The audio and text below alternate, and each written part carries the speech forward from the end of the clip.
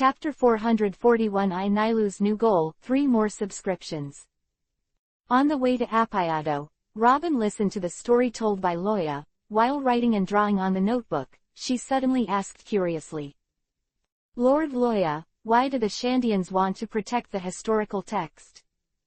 The ancestors of Sandora had to protect the historical text even at the cost of fighting to the point of subjugation. What was the reason for this? Rolando's story didn't explain it, and Loya never mentioned it, but Robin was keenly aware of the problem. Fighting requires a reason, just like living. Life can be enjoyed, but with the power of the family and such a huge sacrifice, you can't enjoy the war, right? So why did the Sandians fight? In order to protect Sandora, to protect the historical text. Well, why protect the historical text? In order to pass on the real history to future generations to know Akatsuki.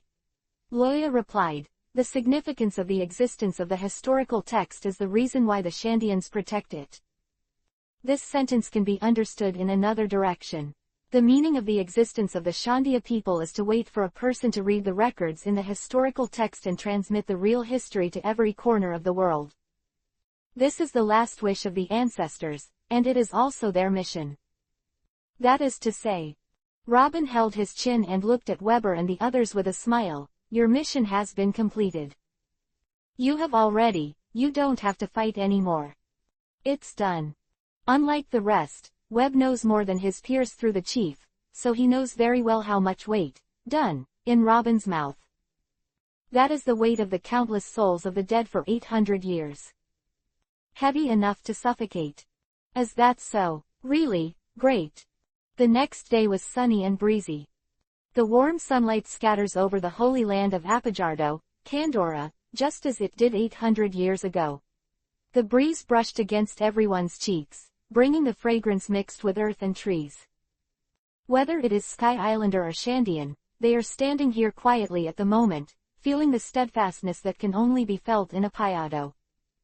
Although the two sides are still clearly separated, they are undoubtedly much better than the previous battles and hostility. Of course, 400 years of hatred cannot be easily resolved, but both Gonfol and Chief Shandia believe that with time, peace will come. Beside the high platform, Loya was lying on a reclining chair, looking at the huge pod in the center of Sandora. In the middle of there, several small black dots were moving fast, crawling towards the top of the pod. Excluding the mission of the Shandians, the existence of the Golden Bell will always be their belief. Whether it's Sky Islanders or Shandians, they actually believe in that ancient prophecy. When the song of the Holy Land resounds again, the war will end, and the kingdom of God will usher in peace again. And the purpose of Weber, Gonfoer and others climbing the tree is to move the Golden Bell down. Since someone is willing to take the initiative to stand up, Loya naturally expresses his delight. And he also has the task of watching Enilu, to prevent this guy from escaping or causing any trouble. Of course, it's definitely not because of being lazy or lazy. The Golden Bell. It sounds quite in line with the status of a god. Enilu touched his chin and looked up at the clouds in the sky. In his hand, a seafloor stone bracelet was quietly locked on his wrist, so that he could only lie down like Loya. Cut, the guy who hasn't seen the world. Loya bit the straw and drank the juice, expressing disdain for this. A golden bell is in line with the status of a god. How much gold is that? You must know that the Golden Emperor, Gilder Tezzolo, the bathtub in which he takes a bath is made of pure gold. You are a god, isn't that person the ruler of the universe? Loya's words are indeed a fact. In terms of the amount of gold, the gold in the ancient city of Sandora is really not as good as that in the City of Gold. The former was collected by the ancients, and the latter was sent by others. The degree of difficulty between the two is completely unequal. Naturally, there is such a significant difference in data. It's just that the amount of gold to judge the level of the gods is undoubtedly very irritating to Enilu. What bastard are you talking about? Enilu suddenly became angry, and regardless of his strength, he propped himself up from the reclining chair. Oh, still want to get beaten up? Ah. Before Loya finished speaking, Seeing Analu's expression immediately became embarrassed. I saw the other party looking into the distance, his eyes were burning. How can it be repaired? It's so luxurious to bathe in gold. This is a treatment that no god has ever received. Obviously, Analu's focus is not the same as Loya's. I've always thought it was a shame that proverbs used wood, but it's better to be made of pure gold to be more in line with my temperament as a god. Guild Tezzolo, right, wait, my first target in Qinghai is you. For this, Loya had nothing to say, shrugged and continued to lie down. Hearing the conversation between the two, Robin raised his hand, thought for a moment and interjected. Indeed, as the largest entertainment ship at sea, the Golden City, there is an amazing wealth that makes Shanduola feel ashamed. I heard that the gold there is incalculable, the whole country is made of gold, even toilets. Except for the walls of high-rise buildings where gold cannot be used, the rest is made of gold. If it is used to make a motto, it can be made of gold when it is doubled. Quote. Yoshi, I get it. Nailu's whole body suddenly ignited a flame called motivation, and he finally looked forward to his trip to Qinghai. In response, Loya secretly gave the black-bellied Robin a thumbs up behind his back. Nice job. Of course, Loya wouldn't tell Analu how terrifying the weight of the proverbs would be if they were made entirely of gold. At that time, the question of whether it will be able to fly, let Analu find the answer by himself. Although Analu succumbed to Loya's iron fist and agreed to go to Qinghai with him, it did not mean that he gave up his dream of going to the infinite continent. It's just that he has a little more goals before going there, and wants to make sure that he is invincible when he arrives. He came to rule the infinite, not to be beaten. The domineering in Loya's mouth, he felt that it was necessary to understand the power of restraining his elementalization.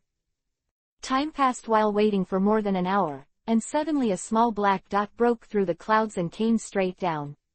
That was the new leader of the kingdom of God, God Gonfal. At this moment, he looks a little embarrassed. Although there are no obvious scars, his white hair is messy on his head, soaked in sweat, and he is not lightly tired.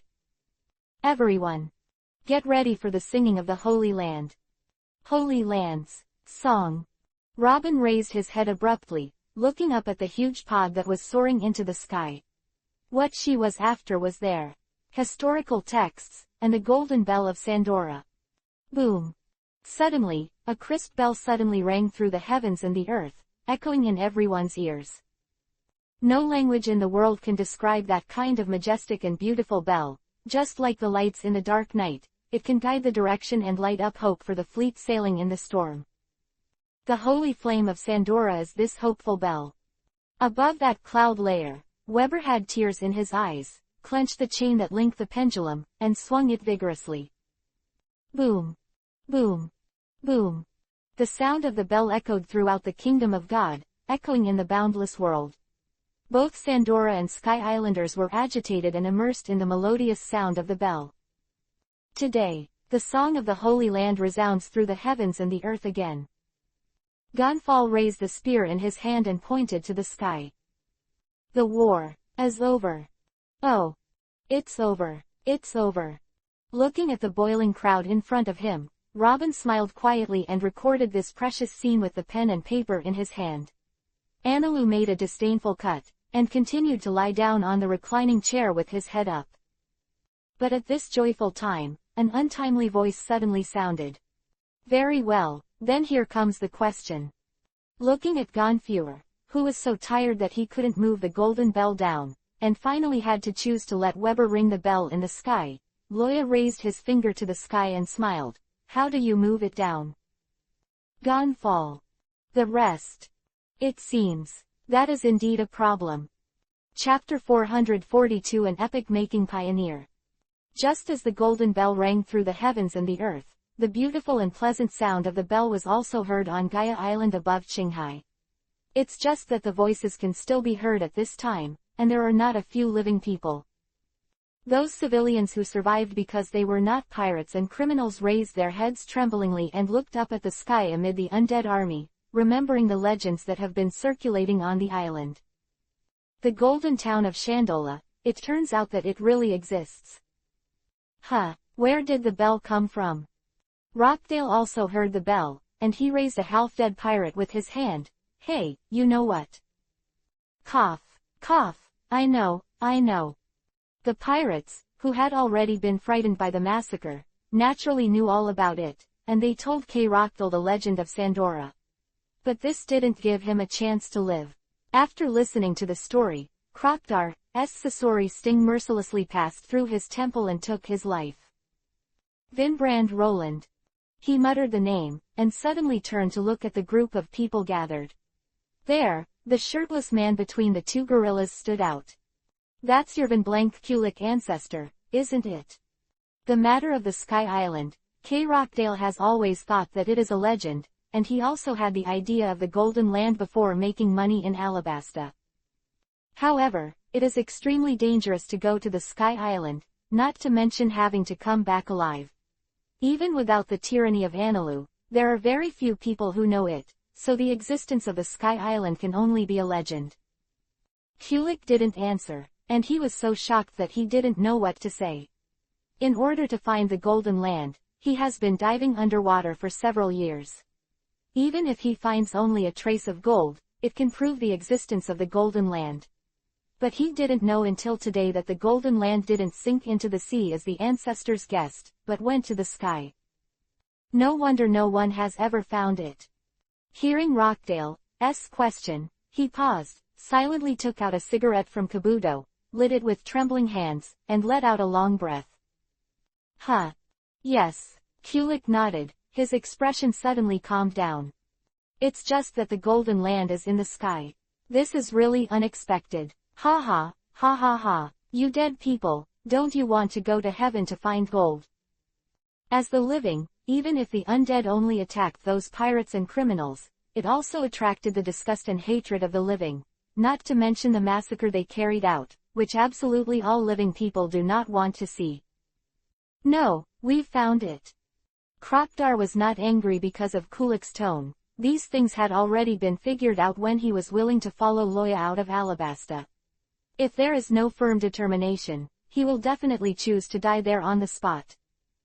Have found it. Could it be? The cigarette in Kulik's mouth fell to the ground, and he looked at Rockdale in shock. Just as you guessed. Rockdale answered lightly and took out the phone bug. Said to go to the empty island to find historical texts, but I didn't expect that there is a place like Golden Township on the empty island. If Loya missed it, it would be a major loss for the entire organization. At first, Jones relied on the insect mother to take out his family's wealth.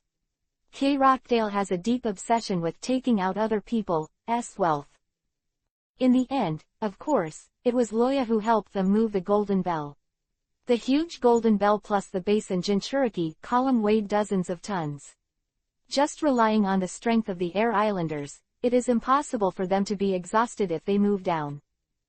Moreover, the Golden Bell was held at the highest point of the empty island by the giant pod. Even gold could not bear this distance, and it was impossible to guarantee that it would not be completely shattered when it fell. I really don't know how to thank you, Lord Loya. Gonfower respectfully lay in front of Loya, his words choked.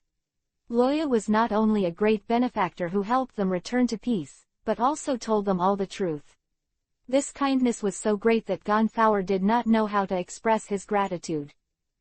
If it wasn't for Loya, their ending would be the former Bika, who was destroyed after being used by Analu. By that time, the entire Sky Island will die, and the Kingdom of God will cease to exist. Thank you, anyway, so much gold is mine, and I can be paid. Just like you are a mercenary with money to do things. Loya was talking while drinking juice. Suddenly he raised his head. But Gonfower, do you really want to go to Qinghai to see it? Ignorance is something deeply rooted in the One Piece world. Even those islands in the Qinghai Sea are like this, and the empty islands will only be more serious. Even if they have returned to peace with their own help, as long as the legend of the Sky Island still exists, there will be one more person watching the Sky Island. It may not be hundreds or decades before new invaders will land on the Sky Island in a few years. At that time, relying on pure sky warfare, Loya was not very optimistic about the ending of Sky Island.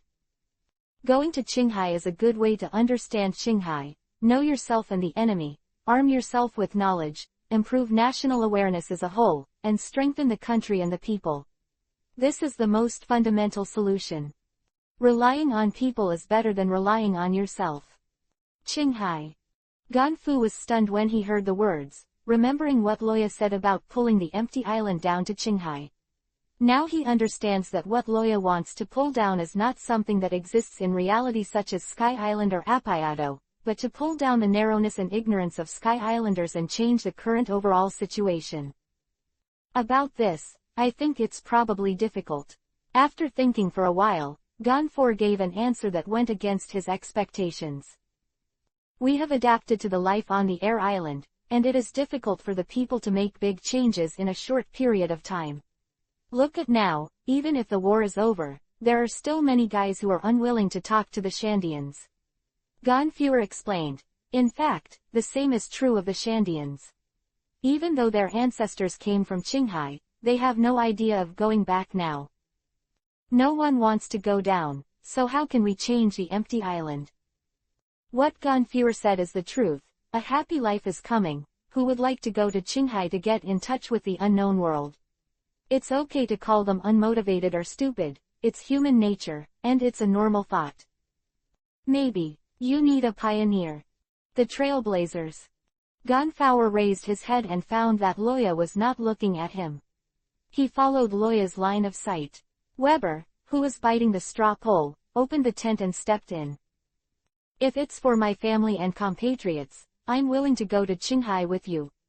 And Weber looked up at Loya and said seriously, Rolando's descendant, I still want to meet him in person. I see, I understand. Although he was a little surprised by Weber's decision, no matter what the other party wanted to do, it was his freedom. The Shandians, who are known for their feudal stubbornness, have a pioneering and enterprising adventurer like Rolando, and it seems that there is no big problem. Or, that's the fun thing to do, isn't it? Chapter 443. Take away the historical text. Gold, we've got it. In front of the golden clock, Robin took the phone bug and talked to Rockdale. There's such a coincidence. Then you guys can wait at Gaia Island, we'll bring the things down tomorrow, and you'll ship them out. Go back. Art. The amount of gold on the proverb is huge. With his lazy character, it is absolutely impossible for Loya to transport it back. Understood, then I'll be waiting for you below. Rockdale nodded, then hung up. Putting down the phone bug, Robin looked up at the golden bell again, and continued to read the huge stone tablet that recorded the text of history, wanting to know what secrets were hidden in that blank 100 years. It turned out to be an ancient weapon again. If it wasn't for Loya's constant guidance, Robin might be as disheartened as Alabasta at this moment. Although the journey this time was not arduous, it was not an easy task to get from Qinghai to the empty island 10,000 meters high. However, even so, she still did not find what she wanted. Well, that's life. Robin shook his head with a wry smile, ready to tell Loya this news that he didn't know if it was good news. When she just turned her head, she suddenly noticed that there were also several ancient characters engraved on the huge golden base. Looking carefully with curiosity, Robin suddenly widened his eyes. That paragraph of text is indeed a genuine ancient text, but the content it describes is really incredible. I came here to lead this text to the last place. Inscription: Gul D. Roger. One Piece. He came here. Why does he use this kind of words? Robin stared at the words, his mind went blank. At this time, several Shandian warriors passing by the golden bell saw Robin's pale face and asked in a low voice, Master Robin, what's the matter with you? Huh. Awakened by the voice of the outsider, Robin quickly recovered. It's nothing, I just think the golden bell is a little too shocking. In front of outsiders, it is difficult for Robin to reveal her inner thoughts. She quickly packed up her emotions and changed the topic. Speaking of which, who are you tied to? Among the two Shandia warriors, a huge fat man was tied tightly by ropes. only his head and feet could move, and he stood there like a mass of meat. "Oh, this guy." The soldier who heard the question kicked Roshan's stomach and knocked him to the ground. "This is the former subordinate of Anilu. Dashan. We had been hiding in the shrine above, and we injured several of our brothers when we went to search." "Oh, is that so?" Robin didn't care about these things, nodded and turned to leave, leaving behind two blank-faced Shandia warriors. At this moment, Loya's voice suddenly sounded behind the three of them. "Ice Razor Ling Kai." Puff. Spreading 5 fingers, small ice lines shot out from Loya's fingertips, and slammed into Dashan's muscles. Then he turned his fingers, and pieces of flesh and blood were peeled off alive by the sharp ice blade. "Ah, it hurts. Kill me." Being cut into pieces with an ice knife bit by bit, this kind of pain is not something that a small character like Dashan can bite and hold on to Kiba. In the ghostly appearance of the Shandia warrior, the huge Roshan was cut into countless pieces that were neat and consistent, leaving only a skeleton frame with no flesh and blood. "Loya, sir." Robin stared at him blankly, not understanding why he killed Dashan in such a cruel way. "History is the most precious wealth left by our ancestors. We don't respect history, and even spurn others' dreams of pursuing history." As if he had done something trivial, Loya calmly retracted his hand and looked at it. Looking at the lump of flesh in front of him, "If you don't give sanctions, it will only make them more rampant." "Is that so?" Robin looked at Loya, and suddenly smiled. "That's why they should be punished. By the way, Lord Loya, about the historical text." Loya raised his hand to interrupt Robin's words, and said to the two Shandia warriors, "It's time to solve this matter. Notify Gonfuer and your chief, and let them put the everyone is gathered. Next we have to discuss the matter of your life and death." Gollum. The two, who were frightened by Loya's cruel methods, swallowed hard, nodded and said yes, and hurriedly ran away. At night, in the ruins of Sandora. "What? Is this true?" After listening to Loya's description, both Weber and Anilu were startled, speechless in surprise, staring blankly at Loya sitting cross-legged under the golden bell. "Of course it's true. You can just ask any Qinghai pirate to ask about these things." Loya was not surprised by their reaction, and said of course. "It's funny to think about it. Sandora was only washed up on the empty island by the uphill current 400 years ago, and there was already a world government at that time. As a result, in the 400 years before this, the world government did not know that there was news of the historical text in Sandora, and it was only after Rolando successfully returned to the North Sea that he heard about it from his narration. However, when they allowed the kingdom of Lubnir in the North Sea to enter the Great Route, and wanted to borrow their hands to obtain the historical text, Sandora came to the empty island with the upstream current, leaving the matter unresolved. What a pain in the ass. But this does not change the importance the world government places on the historical text. It is even said that the existence of the empty island is already recorded in the Navy's secret information. As long as the historical text continues to exist for one day, the empty island will face countless threats. It is undoubtedly a very irrational behavior to just get by with luck. And, even if you don't count the world government, there are countless pirates in the Qinghai Sea who are peeping at the text of history. Among them, those who can fight like Anilu are also an absolutely huge number. Loya explained to the crowd in front of him, "At that time, what is the ending of the empty island? You should know better than me." Hearing this sentence, the group of people fell silent. How can it end? Isn't this an obvious question? So, do you want to take away the historical text? Lord Loya. Gonfol knew the seriousness of the matter, and believed that Roya would not deliberately make up stories. Deceive them. It's just that Sandora is a holy place for the Shandians, and their stubborn Gonfol has a deep understanding. Whether or not they will allow Loya to do this is the real question. At this moment, the old chief stood up with a cane and came to the front of the crowd. Thump. He slowly knelt down and said to Loya seriously, "Take it away." Chief. Gonfol turned his head suddenly, unable to believe his ears. "Our mission," Sandia's mission, has all been completed. Deaf to the chatter in his ears, the old chief shouted loudly, if keeping it will only bring disaster and bloodshed to the empty island, then such a thing, we Sandia. Our whole kingdom of gods. No need. Hearing the old chief's words, the crowd gradually quieted down. Do you need? Don't need it.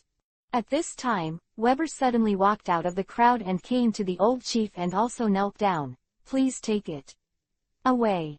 Please take it away, Lord Loya. Take it, we don't need it. Looking at the Sky Islander who was kneeling on the ground in front of him, Loya was stunned and grinned. I understand. Your mission has been completed, the rest is up to me. Chapter 444, A Living Treasure from an Empty Island. The post-war Gaia Island can only be described as a purgatory on Earth at this moment.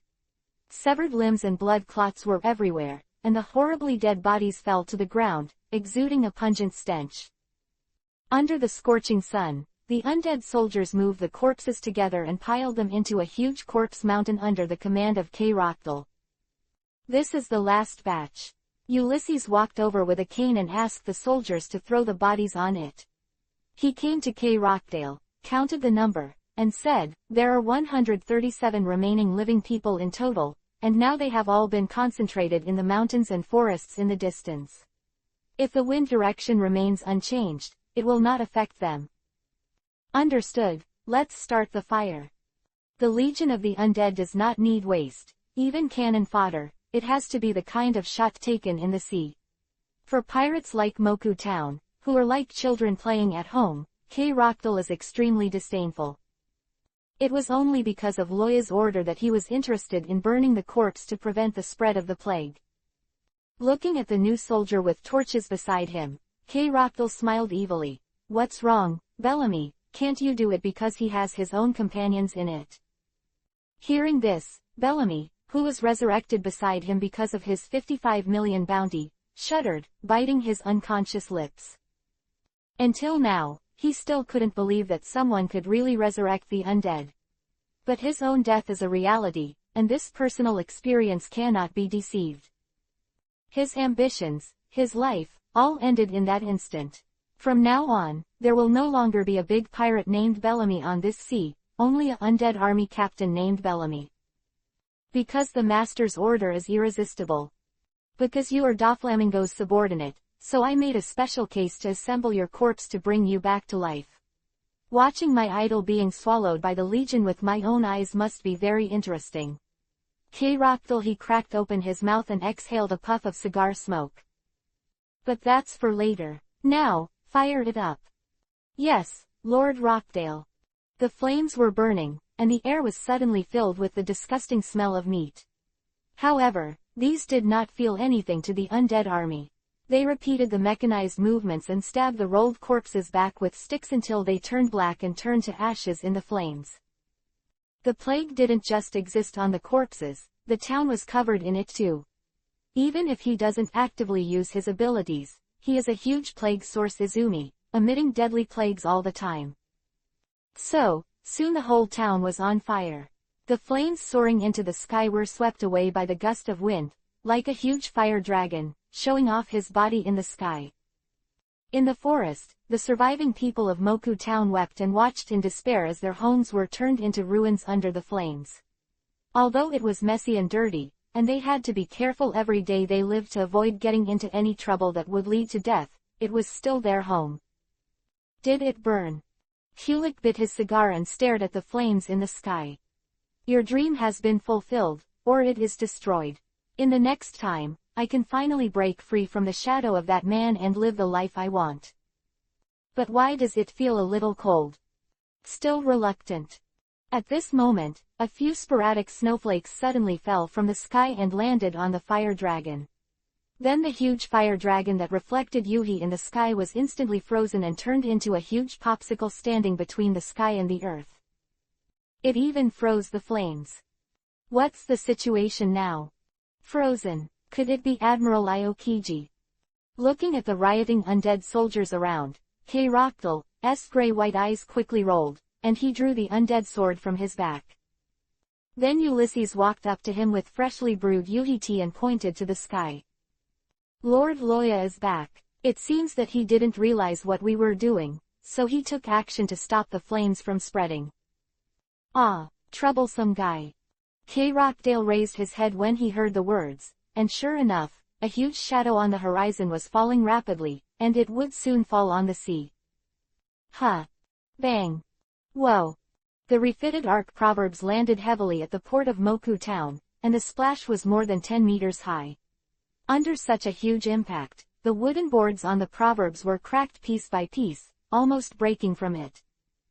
The reason why it was close was because Loya found that the situation was not right, and decisively froze the outer layer of Proverbs with ice cubes, so as to avoid the fate of Proverbs from being shattered. The waves crashed on the harbor, putting out the cigar that K. Rockdale was biting at. Drenched in the sea, K. Rockdale looked at the ark that had fallen over there, and then looked at the figure standing on the port house. Reluctantly spitting out the wet cigar, Rockdale asked, "So, what's the situation now?" "I don't know, but tea mixed with seawater doesn't seem to be that delicious." Ulysses threw away the teacup in his hand, tilted his head, and poured out 2 tails of water from his ear. "It's just like you have a taste."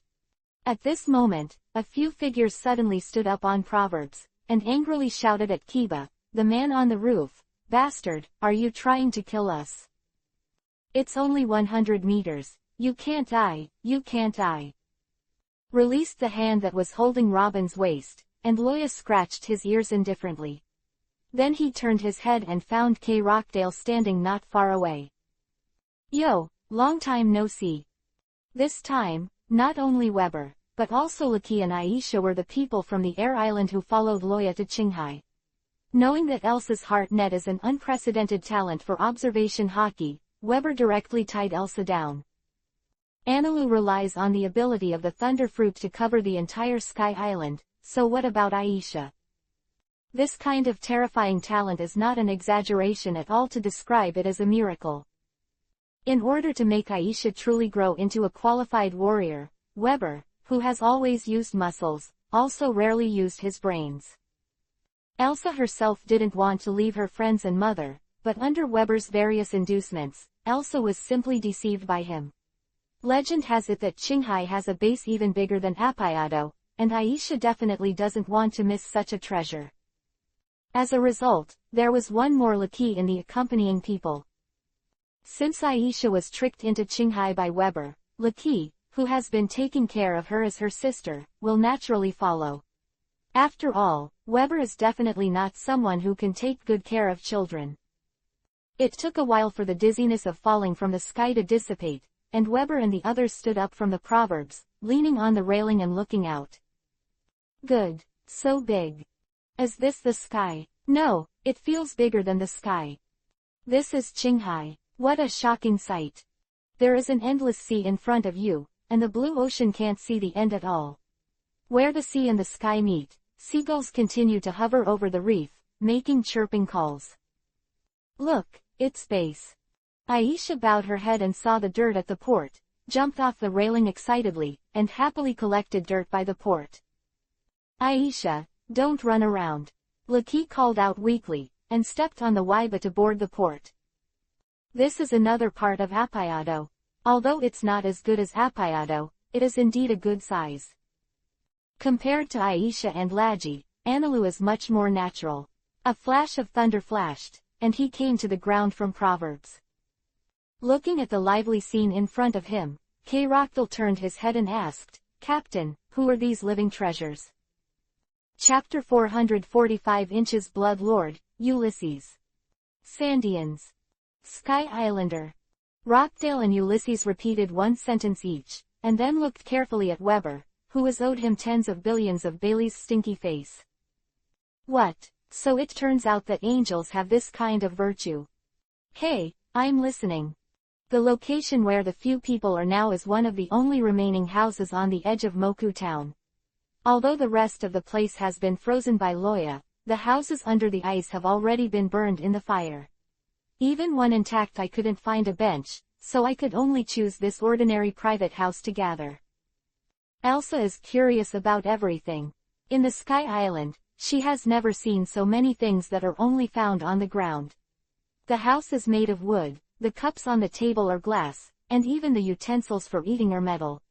A little girl was running around the room, so Rocky had to follow closely behind her so she wouldn't hurt herself. Aside from those two, let me introduce you to. Taking a sip of the freshly squeezed juice, Loya pointed to Annalou and Weber and said, "The Thunderfruit Power 1, Annalou. Please call me God Annalou." Ignoring Annalou's complaint, Loya continued to introduce, the strongest warrior of the Shandians, the war ghost Weber.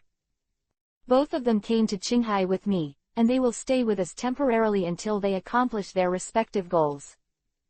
With us. Rockdale bit his cigar and pointed his chin at Elsa, who was frolicking over there, with the little girl. What we're going to do next is war, or find them a babysitter again. Well. What did you say? You dare to provoke the gods, ignorant Qinghai people, the gods will punish you. Sure enough, Rockdale's words directly aroused the anger of the two. Although they were useless in front of Loya, they were both arrogant and arrogant radicals. How could they be allowed to be insulted like this? Well, I knew it would be like this. Loya shrugged indifferently, and was about to speak when Aisha suddenly screamed loudly. Ah, there's a ghost. Startled by the scream, Loya turned his head and glanced out the window, and saw an undead soldier carrying a box to the port. Not only them, but the soldier was also taken aback by Aisha's screams, and looked at this place with a dazed eye. Indeed a glance. Because this guy lost half of his head, only the left side of his face and chin were still intact. Huh. Introduction, these are my undead army. Loya looked at Annalou and Weber who were also shocked and said with a smile, the two in front of you are the commanders of the undead army, Plague Lord, Rockdale, and Bloodlord, Ulysses. They are all undead who were resurrected by me after death, and they are the real dead. Dead man. Annalou and Weber widened their eyes and looked at Rockdale in disbelief. Carefully identify the other party's breath, surprised to find that the other party does not have a heartbeat. Ah, Qinghai. After being shocked, Annalou had a curious smile on his face. It's more interesting than I thought. At night, in the warm ruins of Moku town. Ah. A scream broke the tranquility of the night, and several undead soldiers sitting by the fire playing cards were agitated, looking at the direction from which the scream came. So cruel, so cruel. What did Lord Loya do to Lord Ulysses to make the unconscious undead suffer so much? However, no matter how many doubts there are in his heart, no one dares to go over and take a peek. The last guy who was going to do this was thrown into the fire by the commander of Rockdale, and he still hasn't gotten up until now, and he doesn't know if he can assemble it back after being burned to ashes. In a quiet house far away from the fire, Loya held the undead sword and stabbed the tip of the sword in Ulysses' chest. He was surrounded by magic, and the entire space trembled under that majestic magic. A mysterious rune appeared in the room, reflecting the deep blue in the air. With his movements, a trace of bloody Yuhi-colored energy continued to spread down, pouring into Ulysses' body along the great sword. Whether it is the plague of Rockdale or the power of blood poured into Ulysses now, it is actually an application of vitality. Considering the strength attributes of the two before their lives, the focus is different. But no matter which one it is, the pain that goes deep into the soul is not so easy to erase during the infusion, and only these real powerhouses can withstand it. Ordinary people are only afraid that they will be swallowed by pain in an instant, and they will fall into a dead soul. The fate of extinction. But even the former, world's strongest, blood count Ulysses, had nothing to do with this kind of pain that went straight to the soul, and could only vent it out by howling. With the continuous infusion of blood-colored energy, Ulysses' body has a trace of mist. From the appearance, it is similar to the blood mist he used when he was a vampire fruit power user, but it gave people a different feeling. Slightly different. Stronger and more dangerous. Infusion of energy is a very complicated matter, and the energy required for Ulysses to exert his due strength is enormous. With such a strong energy transfer, there is no room for sloppiness. This is also the reason why Loya asked Rockdale to guard outside. Some unlucky person just happened to touch the bad head. As the infused energy becomes larger and larger, the blood mist in the air is also getting thicker and thicker. If an ordinary person enters the room now, he will be swallowed by the blood mist full of magic power in the air at the first time, and after losing all his vitality become mummified. But for Loya, these things are naturally not dangerous. Soon, when the thick blood mist condensed on the table, chairs and benches like water droplets, Loya finally ended the action. He pulled out the great sword of the undead, and a ball of green energy appeared in the palm of his hand, and then gradually changed into Yuhi, shrinking and expanding rhythmically under the rhythm of magic, like a beating heart. Putting down the big sword, Roja held the energy in his hand and clasped Ulysses's chest with his backhand. Then, boom! An indescribable terrifying aura suddenly spread out, blowing everything in the room into the air. But when they reached a certain height, they were suddenly frozen in the air, then suddenly retracted, and quickly got involved in the room. Blood. K. Rockdale watched the blood mist flash by, and murmured, "It's really something suitable for Ulysses." Obviously not feeling, obviously not beating, obviously not breathing, at this moment Ulysses is still lying on the ground, feeling the huge energy that is constantly rolling and boiling in the body, gasping for breath. At that spot on his chest, a mysterious blood Yuhi rune flashed a dazzling Yuhi light, and then gradually disappeared. You should be very clear about the use of blood, just get used to it a little. Loya loosened the undead sword that had been scrapped and looked at Ulysses in front of him. Now, you are the new commander of the undead army, Blood Lord, Ulysses. Blood Lord. So this is the real power of blood. A flash of Yuhi light flashed in Ulysses' eyes. He got up from the ground, and bowed respectfully towards Loya. Fight for you, my lord. Chapter 446 I Nilu vs K. Rockdale. Huh, where's Weber? The next morning, when Loya was sitting and enjoying breakfast, he suddenly found that there were few people in the room. Not only was Webb gone, but Lakey and the little girl Elsa were gone too. Only Anilu yawned and squatted on the chair, rummaging through the fruit she liked from the fruit bowl. Dead people such as K. Rockdale don't need to eat to replenish energy, and only when they are in a good mood will get some raw meat to satisfy their appetite. So they didn't understand Loya here, and he was not used to being watched by people when he was eating, especially the onlookers could only watch. But those Shandians were not there, which made Loya a little bit. I don't understand. Hearing Loya's question, Anilu ate an apple and pointed out the window with the core. They went there early in the morning. I heard that they were going to chat with Rolando's descendants. So it is. Looking at the forest in the distance, Loya nodded knowingly. Wimbrand Kulik, as the descendant of Wimbrand Rolando, Weber and the others really need to meet. No matter what the two sides think, it's always good to have a conversation. What happened with Calgary and Rolando told Weber that communication is a very important thing, whether it seems meaningful or not. What about you? Are you going back to Turtle Island with us or what? Loya asked Anilu. He does value Anilu's combat power very much, but the opponent's strength has yet to be developed. Even if he goes with them now, he can only play the role of a fort, and being confronted by a melee powerhouse is a living target. The best way is to let him go out and experience it by himself. After all, the current situation is the same as what Rockdale said. In the past 2 years, they will be fighting a war, but they don't have time to be a nanny to exercise the strength of Anilu. Speaking of this, Anilu quickly ate up a pear again, burping comfortably. Although the repair work of Proverbs was completed overnight last night, can the undead be finished in the afternoon? Go. Why? Because I made an appointment with that guy named K. Rockdale, and I'll have a fight after he finishes his work. Anilu bit the flesh fiercely. To dare to despise the gods so much, absolutely not forgive. Loya turned to Byakugan for this. You come on. Will I Nilu be the opponent of K. Rockdale? This answer is really bad. The power of thunder and lightning is a natural nemesis for the undead. Although it is not as serious as the restraint of natural attributes, the effect is also very obvious.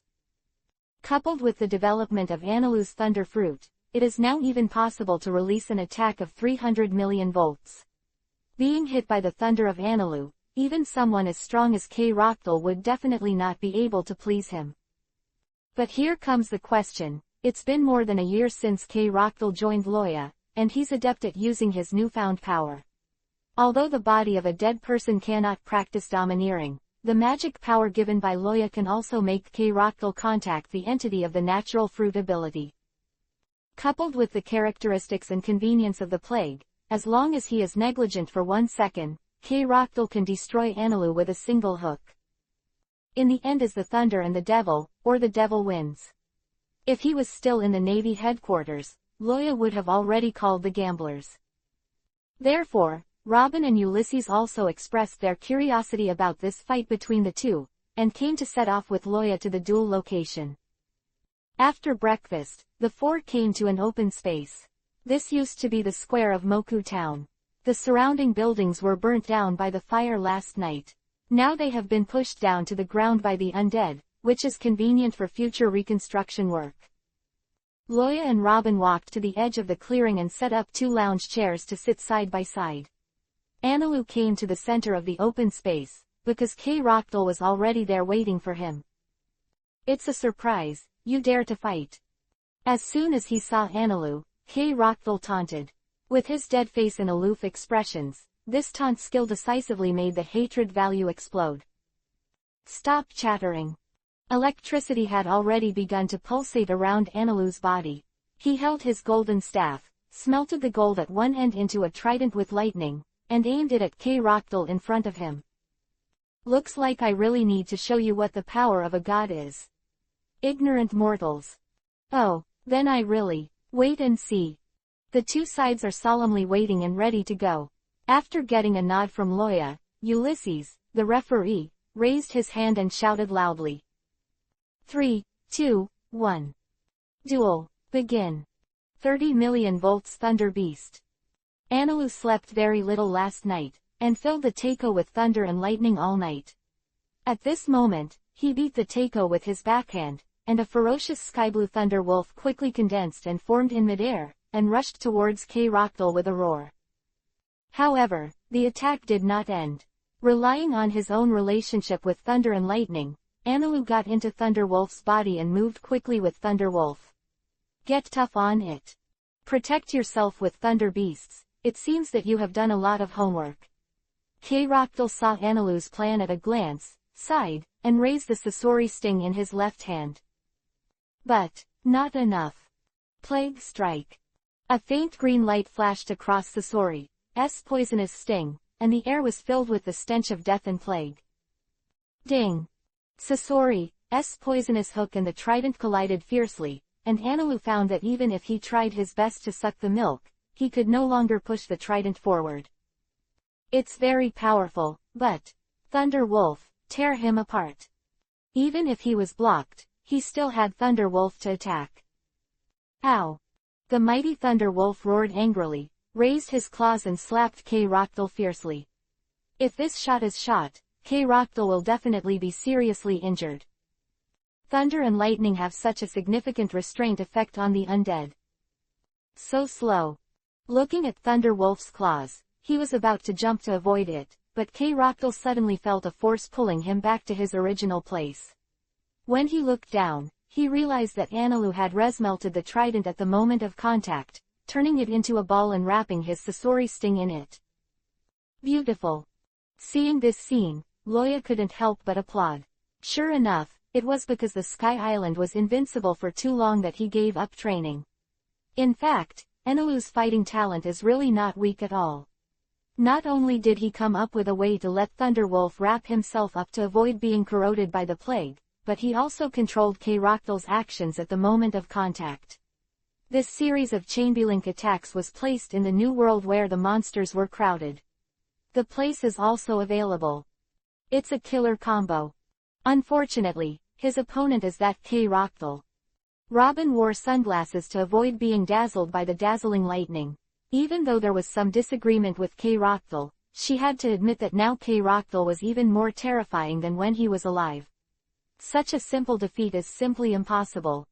Sure enough, seeing that Thunder Wolf was about to join him, K-Roctal raised his right hand, and a dark cloud suddenly appeared from his sleeve. Plague Swarm. Those are swarms of insects catalyzed by magic power, each of which carries deadly germs. This large swarm of insects is enough to devour the life of a town. However, the insect swarm alone cannot stop the thunder and lightning of Anilu. Rockdale knows this too, so his purpose is not to control the enemy, but to buy himself some time. Squeak. The Thunder Wolf slapped the swarm, and the air was filled with a strange coke fragrance. Cut. Annoying bugs. Just as Anilu felt sorry for the failure of the attack, a strong force suddenly came from the long staff in his hand, pulling him out of Thunder Wolf's stomach by surprise. Oops. In the battle of life and death, there is no time for you to reflect. Looking at Anilu who was being lifted up in midair, K-Roctal bit his cigar and smiled. Don't worry, no one will die. That's weird. Boom. The fist filled with the source of the plague slammed into Anilu's stomach, causing his eyes to go bald, and he couldn't help spurting out a mouthful of blood. Chapter 447 The battle begins. And ends. Boom, boom. Hit by K-Roctal's magic-wrapped fist, Anilu flipped Byakugan to release his long staff, and then plunged straight into the house in the distance like a cannonball. The space left by knocking down the building is still too small. Maybe it is big enough for ordinary people to hold a banquet, but for these two people, a little movement will be enough. Well, let the other party run to the opposite side. Go. Well, that's what happened. Rockdale looked at the smoke-filled house, grabbed the golden ball on Sasori's sting, and twisted it hard. The ball of gold smelted was instantly shattered and scattered all over the place. Shaking his hands, he called to Ulysses, who was holding Uhit. Hey, announce the results. Okay. Ulysses smiled implicitly, put down the teacup and stood up. The winner of this showdown is... It's not over yet. The battle has just begun. A loud shout interrupted Ulysses' announcement. A group of people looked in the direction the voice came from. The panting Anilu burst out with dazzling thunder, and walked over from the ruins step by step. This is the will of the strong. Loya looked at Anilu with satisfaction, and said to Robin beside him, even if you know that you are not an opponent, you know that you will die in the next second. Never give up. This kind of mentality that does not know how to judge the situation, and can even be called reckless, is an instinct that every strong person has. But the mentality can't change the gap in levels. Robin shook his head, expressing his disagreement with Loya's statement. There is hope only in life, and in the face of an opponent that cannot be defeated, it is not shameful to run away. K-Roctal looked at Anilu in the ruins, and a sneer appeared on the corner of his mouth. Start. No no no. Have you forgotten that I'm the Plague Lord? One hit and the battle is over. Is it? Anilu was about to launch an attack when a sudden burst of pain caused him to half kneel. He raised his hand, and saw a little bit of gray-green evil Madara spreading on his arm, especially the place on his stomach where he was hit by K-Roctal, and it even started to rot and ooze pus. The plague. The thorn. K-Roctal clenched his fist suddenly. The plague germs that had taken root and sprouted in Anilu quickly stirred up, and then where the Madara lines appeared, dark green spikes pierced the flesh and were exposed to the air. Laugh. Ah. Suffering heavy damage, Anilu cried out loudly and fell to the ground with a thud. This time, you won't be able to get up. Krokdar lifted the Sasori sting and sorted out the somewhat scattered cuffs. For a person with a big back, disheveled clothes are absolutely unbearable. Well, I think so too. Ulysses shrugged, preparing to announce the results again. It's not over yet. Boom. A thunderbolt fell from the sky and suddenly bombarded Anilu. The dazzling thunder light blocked everyone's sight, making it impossible to see what was happening on the spot. However, in this one, K-Roctal was able to understand what Anilu was doing. Even without looking, his perception can tell him, because his plague germs are constantly disappearing. What? killed the plague germs in the body with lightning. Rockdale looked at the group of lightning in surprise, and was shocked by Enel's toughness. Oh, this is interesting. Loya took out a pair of sunglasses and put them on, carefully observing Anilu in the thunder.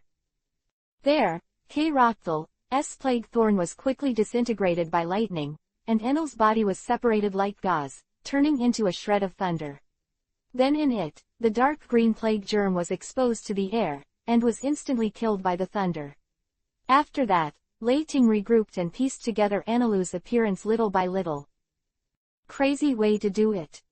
You must know that those plague germs carry the magic of K. Rockdale. Although they cannot directly limit the use of their abilities like Heilushi, the part of the body that comes into contact with the magic still cannot be elementalized. Anilu's actions were not playing with fire, but self-immolation at all. As long as there is a slight error, the magic power that is almost all over the body will interfere with the elementalization of Enel, so that the parts of the body that cannot be elementalized are embedded in various parts of the main body. At that time, the death of Anilu will be saddened by those who hear it and those who see it.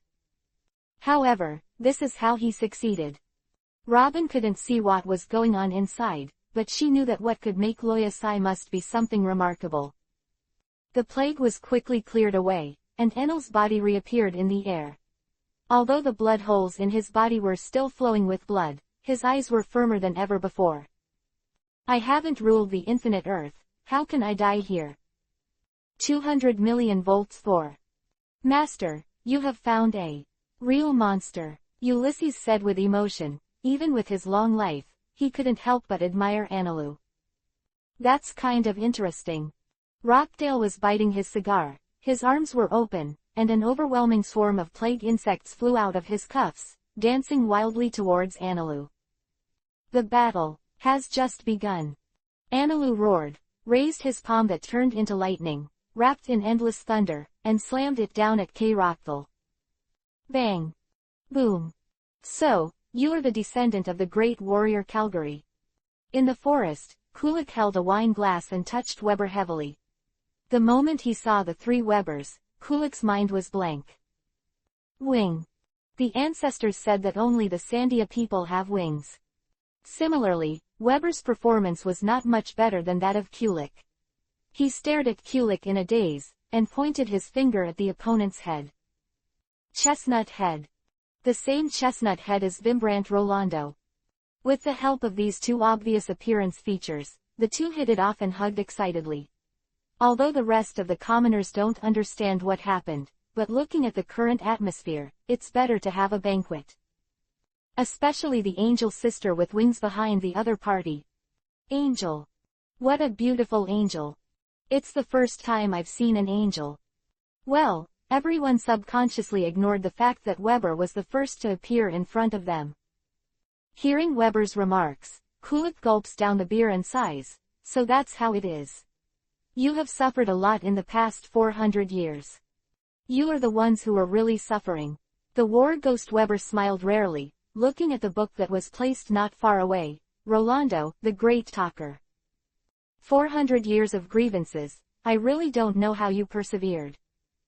Well, don't talk too much, everyone won't go home if you are not drunk today. The two orangutans of the Suruyama United Army came over with a wine box and placed it on the ground with a thud. Although the town of Moku has been occupied by the undead, there is still food. Open your stomach and eat it. Oh. You guy, an orangutan. It was the first time that Weber saw such a strange creature, and he said in surprise. So shy, you think I'm a man too, don't you? Ha ha ha ha, yes. Chapter 448 G Rock Doll Stouts. The estimated sailing time had to be postponed. Not only because Weber and the others were drunk and vomited when they came back, but also Anilu, who received treatment, also needed to rest for a few days to check the situation and avoid serious illness. The dead warped. Lying on the hospital bed, Anilu looked up at the ceiling looking like a lifeless salted fish.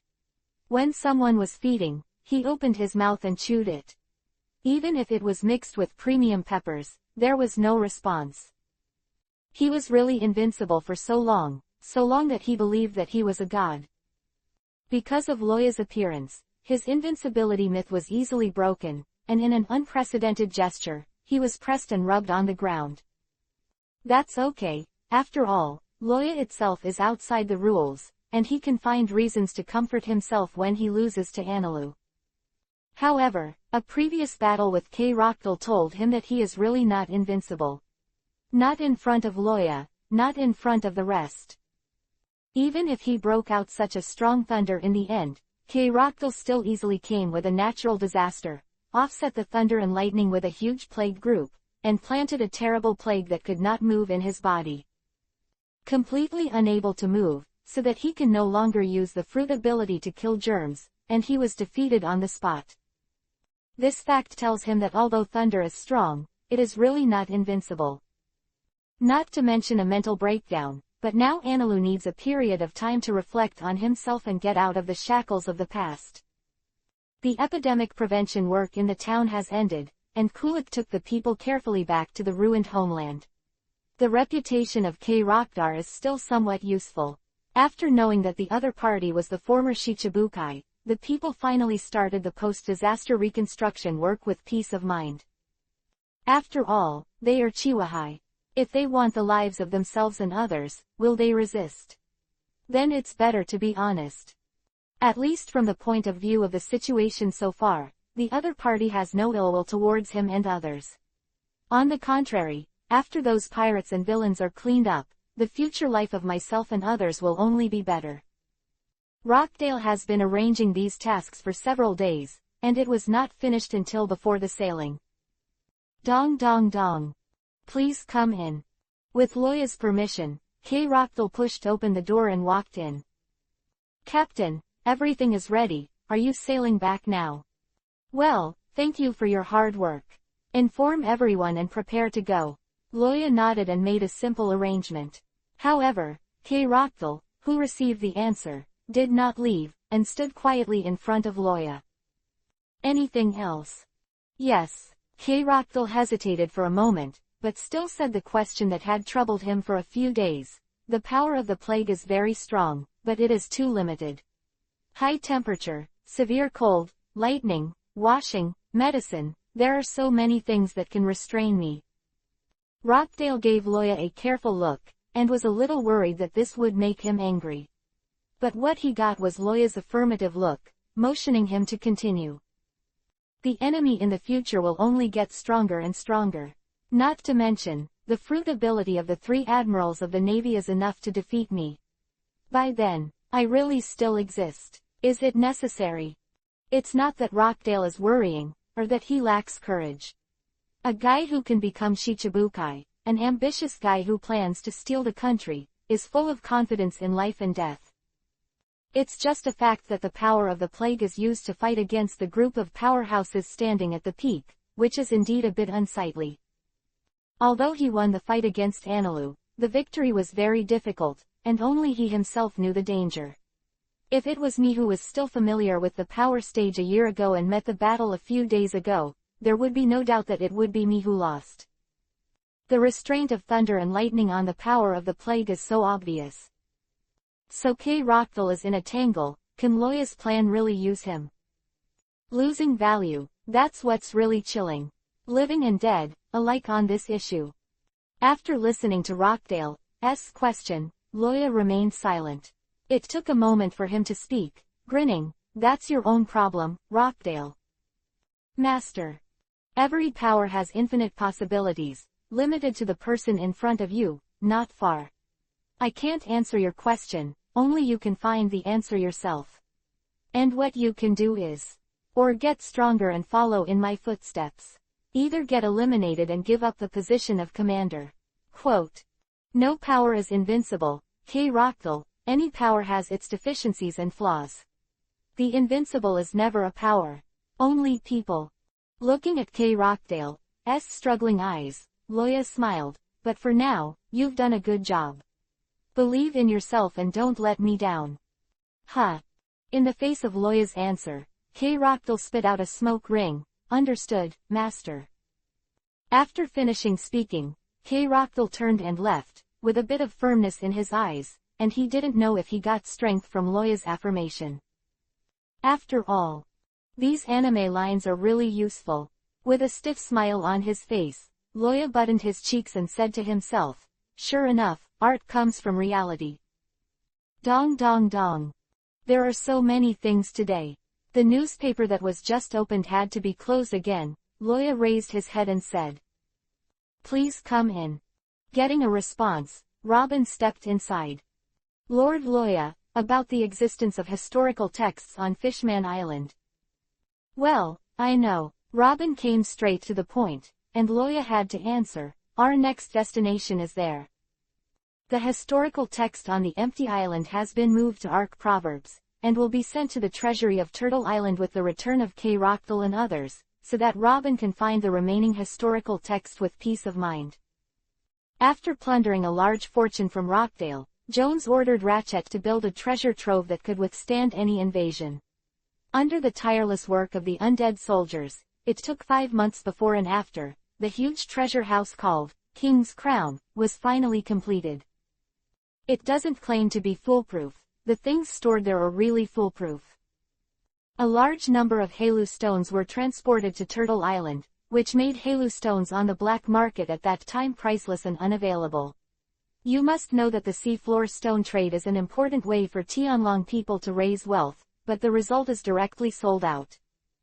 This huge treasure house, which was built at a huge cost, has a composite structure of 6 floors inside and outside, and the toughness of the tower stone is enough to block all intrusions from the outside.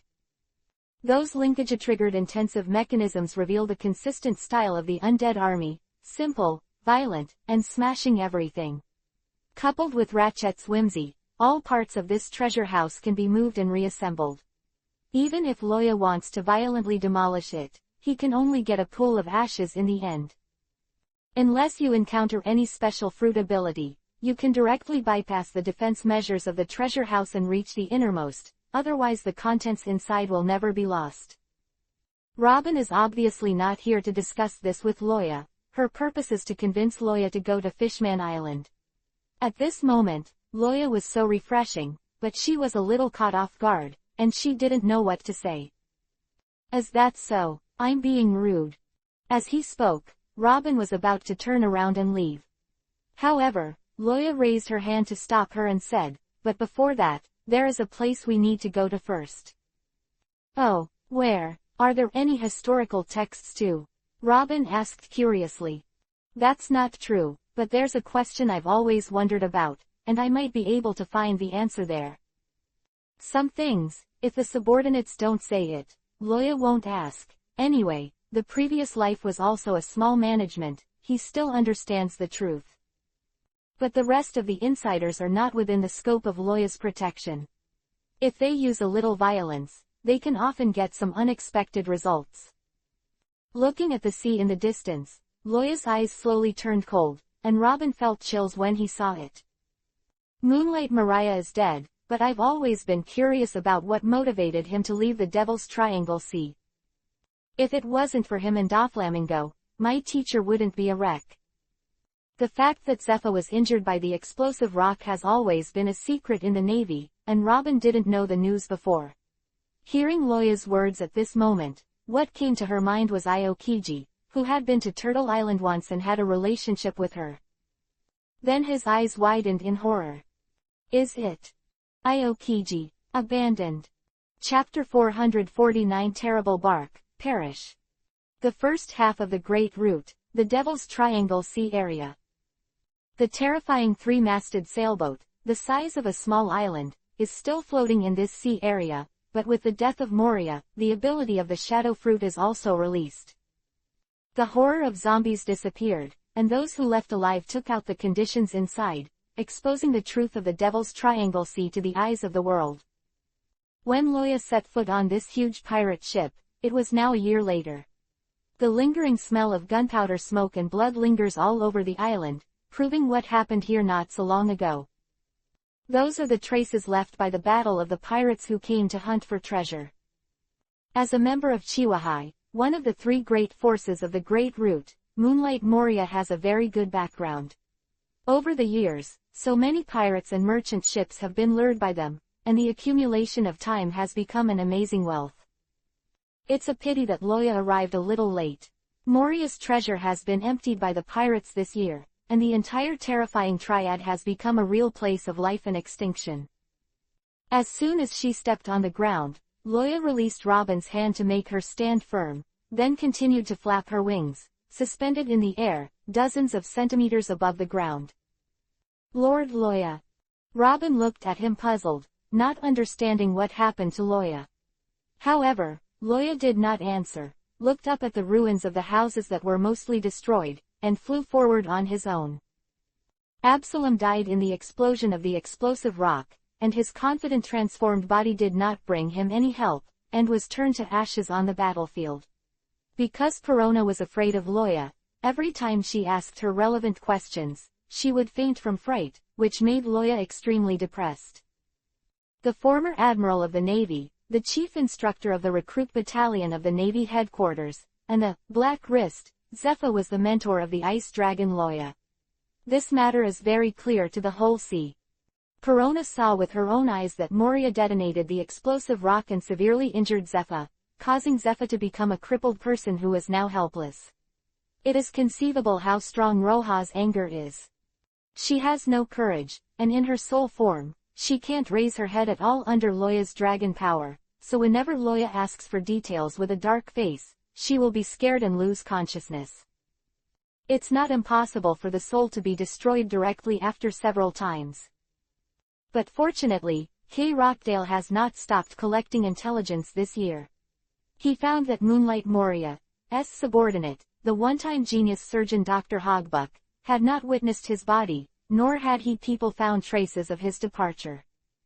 So, this is the itinerary of Loya's trip. In addition, compared to Perona and Absalom, Hogbuck, who is Moria's real right-hand man, will indeed know more.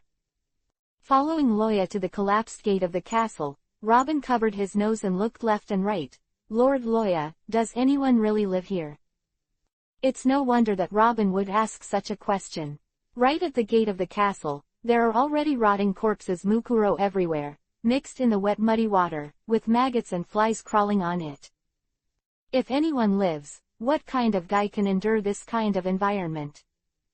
The place where so many undead soldiers live on Turtle Island is also much cleaner than here. Without rushing to answer, Loya closed his eyes and magnified his perception infinitely. Soon, he discovered the existence of a group of vitality below the ground. Found. Greeting Robin, Loya raised his hand and patted the falling rocks in front of him, opened a road and walked in. The two bypassed the charred corpse on the road, walked all the way, and quickly reached the gate of the castle basement. Judging by the dust buildup on the gate, it had not been opened for at least a few months. Boom. The heavy door was kicked open by Loya. He flapped his wings and flew in slowly. Stinks. This was Robin's first reaction after Loya kicked the door open, not only the smell of rotting corpses, but also the unpleasant stench of all kinds of excrement and food scraps mixed together. Looking at the steaming fireplace on the wall, Robin covered his mouth in surprise. There's really someone here.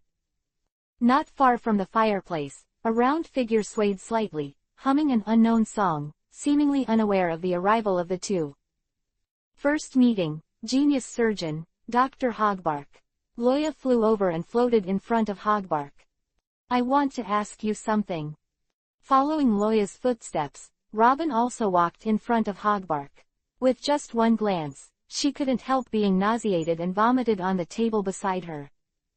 Because in Hogbark's arms, it is a woman's body. It's just that the corpse was already rotten, and the bones were exposed under the blackened rotten flesh. The faintly visible face that was beautiful before his death was now dehydrated and air-dried, and turned into a complete mummified corpse. However, even so, Hogbark still hugged the corpse to death. He was already covered with abscesses and covered with bugs. He didn't seem to feel it. He hummed a song softly and drove away the flies on the corpse with his hands. Hogbark seemed to be immersed in his own world, and did not respond at all to Loya's questioning. Through that inaudible voice, one could only vaguely judge the character of Shin Duoli-chan. Shin Duoli-chan. It looks crazy. Loya frowned, then stretched out his hand, and a piece of ice rose from the ground, wrapping the female corpse in it.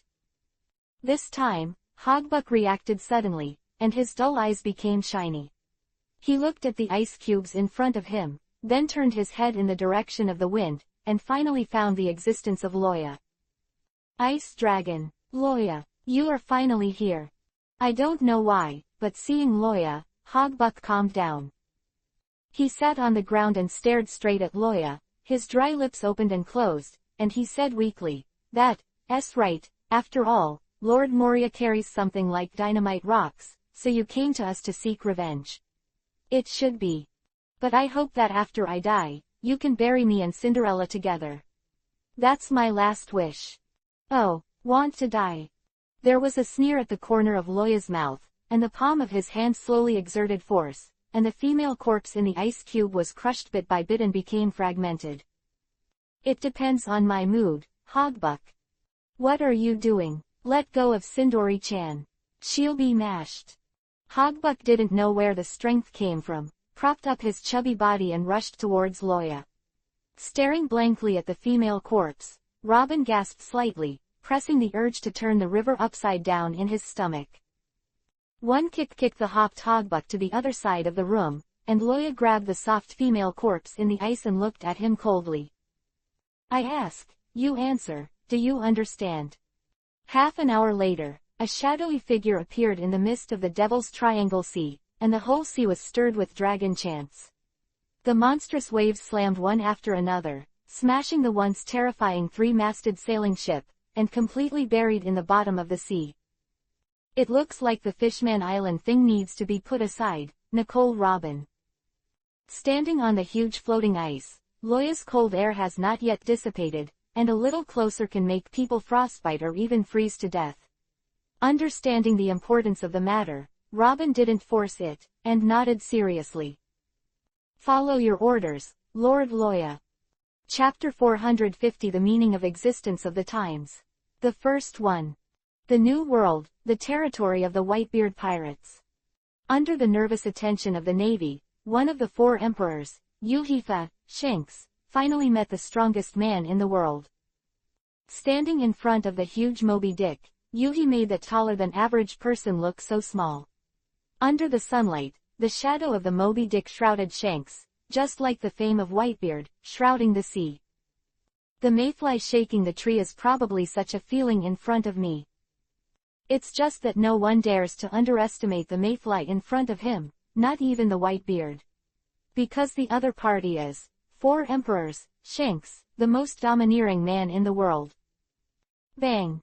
The huge naginata that became famous along with Whitebeard was heavily hammered on the deck, and the tall Whitebeard stood on top of the white whale, looking down at Shanks. "Gee you la la la, Shanks, you little brat has finally become a big man. The times are always rolling forward, Whitebeard." Shanks held the western sword at his waist with one hand and grinned at the Whitebeard on the deck. "It's you, the old man of the old times. Guys, haven't you considered stepping back to make room for a young man?"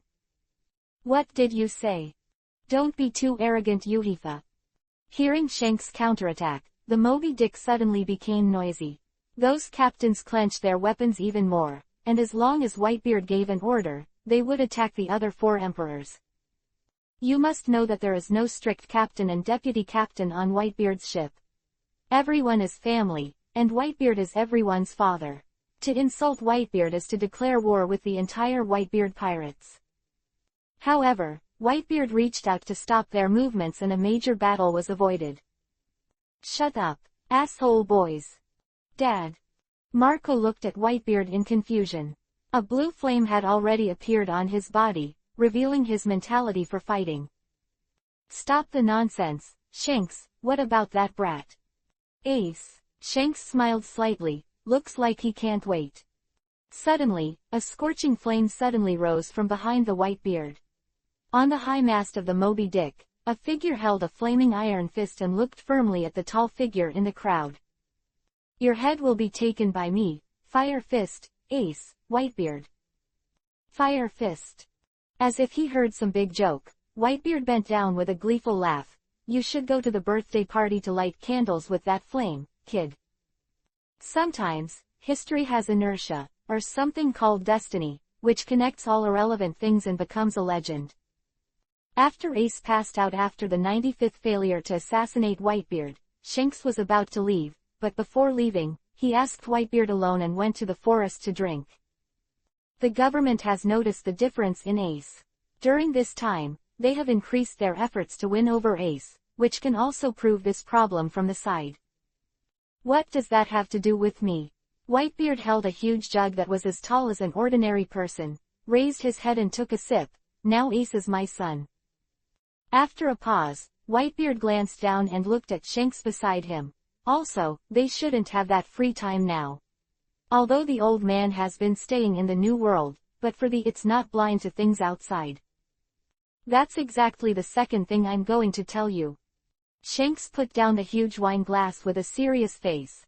I have seen that guy. He is different from all of us. Not a pirate, not a navy, not a silence army. I know that under that peaceful face what madness is hidden. And now he has the ability to overturn the world. Suddenly, the air became quiet, and even the chirping of insects and birds in the forest disappeared. The encounter with the Spade Pirates has already been heard from Yuhi, and he understands how unreasonable that kind of power is for this world.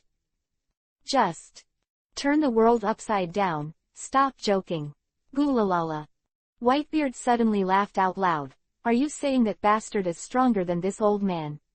I'm Whitebeard, the strongest man in the world. I'm relieved to see you so energetic. Although I really want to say that. Shanks was unmoved, still staring at him seriously, but this time is different from the past, he. Quote.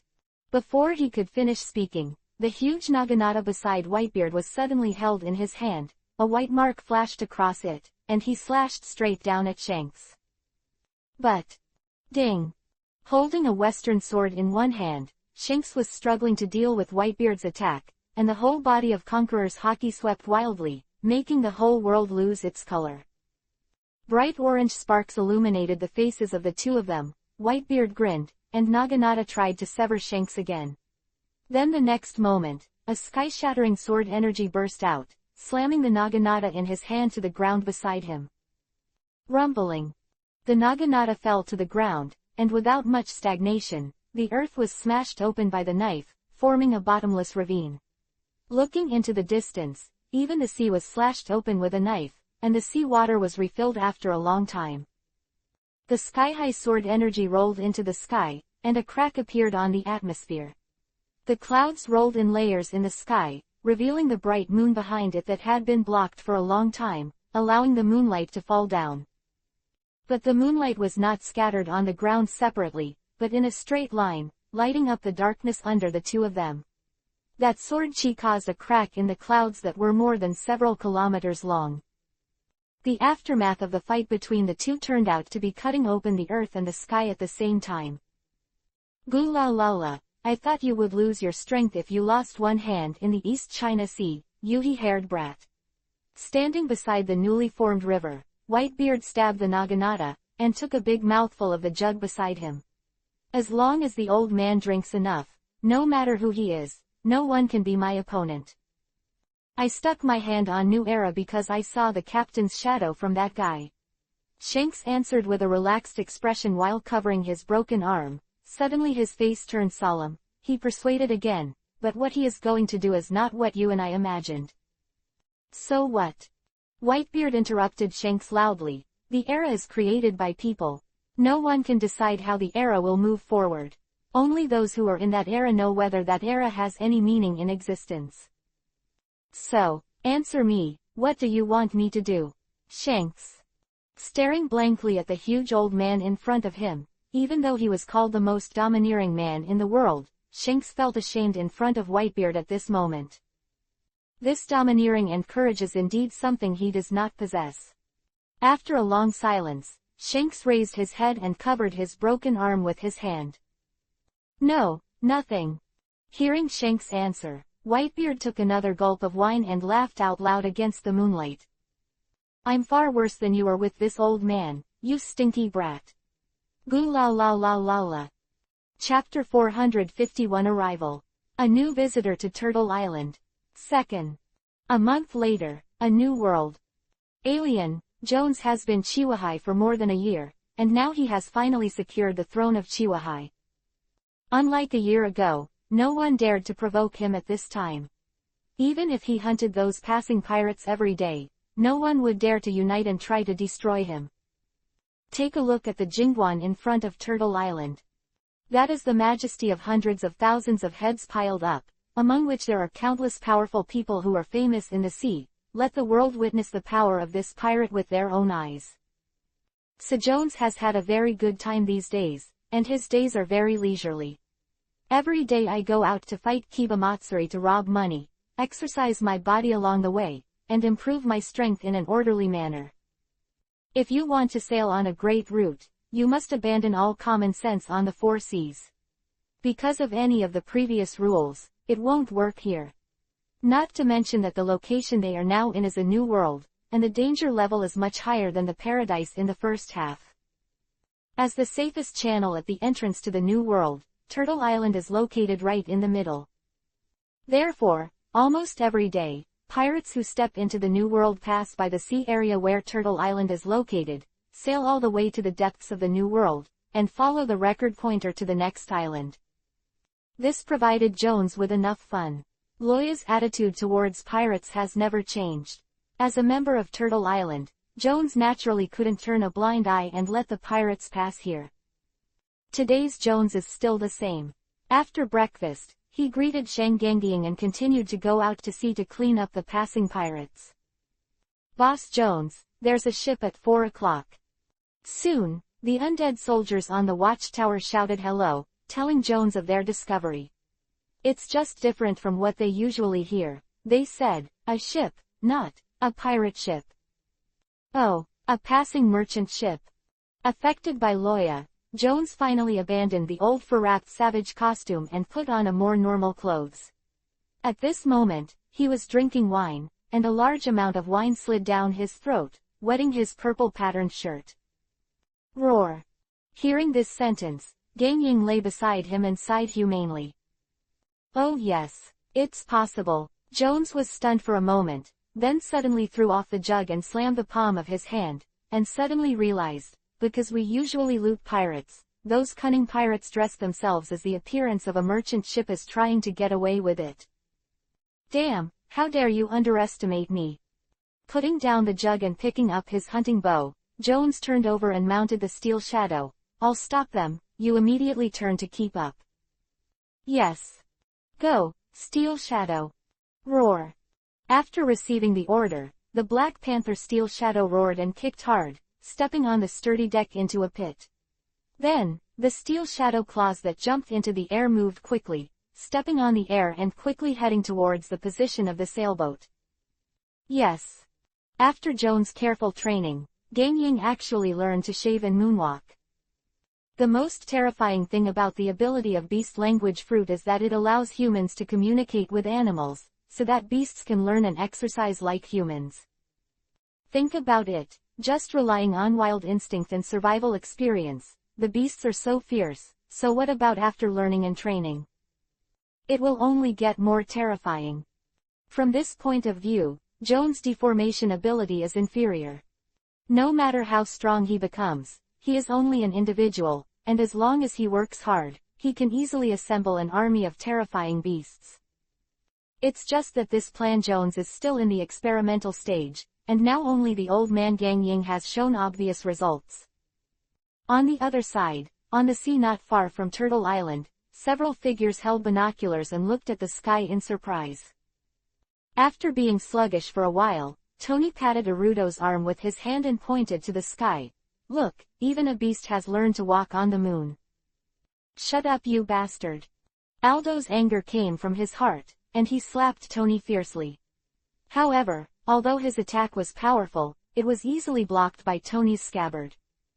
Speaking of which, Tony, you said you've seen Hunter Jones, right? Simon walked over with his hands in his hands, and pointed to a leopard with a ferocious look. Are you sure he's not preparing to attack? Ah, yes, but the atmosphere is not very good.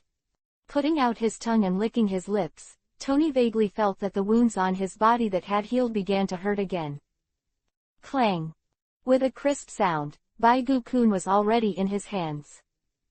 This time, it's time to give him a taste of being hurt. So, are we not here to defect to others? Why are you still fighting? Rolling the eyes of the dead fish, Simon opened his mouth, then sighed in resignation, shaking his head and walked into the cabin. Soon Jones approached the sailboat. For unspeakable reasons, the appearance he has been showing to the outside world is the shape of a black king snake, and his eyes are also vertical pupils similar to those of cold-blooded animals. So he didn't find out that the people on this boat were Tony and the others at first, and it was not until he got closer that he finally saw it clearly. Are you? Just about to speak, but Tony was already ready to go. A gray-white sword energy pierced the air, and came straight towards him. This breath, it really is your kid. Watching the leaping sword energy, Jones opened his mouth wide and looked very terrifying with sharp teeth. He clenched his fist, the muscles on his right arm swelled suddenly, and then his fingers turned into sharp claws, which were a claw according to the sword energy. Snort! Bang! The sword chi and the claw shadow were connected, and bright sparks suddenly appeared in the air, and the fragmented sword chi scattered out, and it fell on the sea like rain hitting bananas. Boom! Bang bang bang! The sailboat that the group was riding on also suffered in the battle between the two. The sharp sword energy had a penetrating force that was more terrifying than bullets, and easily pierced the deck. Hey, stop it, you two. There's another capable person here. Simon got out of the cabin and looked at the sailboat, which had begun to sink gradually. He wanted to cry without tears. However, the two who were already excited decisively ignored him, and Tony stepped on the moon and flew high into the sky, fighting with Jones. I haven't made progress in a year, kid. Jones sneered at Tony while playing. I thought you didn't know where to die, you poor bastard. Hey, thanks to you, I almost lost my life. Tony swung his sword down, his sword energy turned from white to yuhi, and his strength was 3 points stronger than before. It's a pity that I didn't die, and I'm still looking for you to settle the bill. Yo, then I have to take it slow, so as not to kill you so quickly. Opened his palm, Jones's hand was dark, and he held the sword chi. Then when he squeezed it, the bloody sword chi was crushed into the air by him. The aftermath of the attacks poured down from the sky, rolling the waves that stirred the sea. Stop, you two.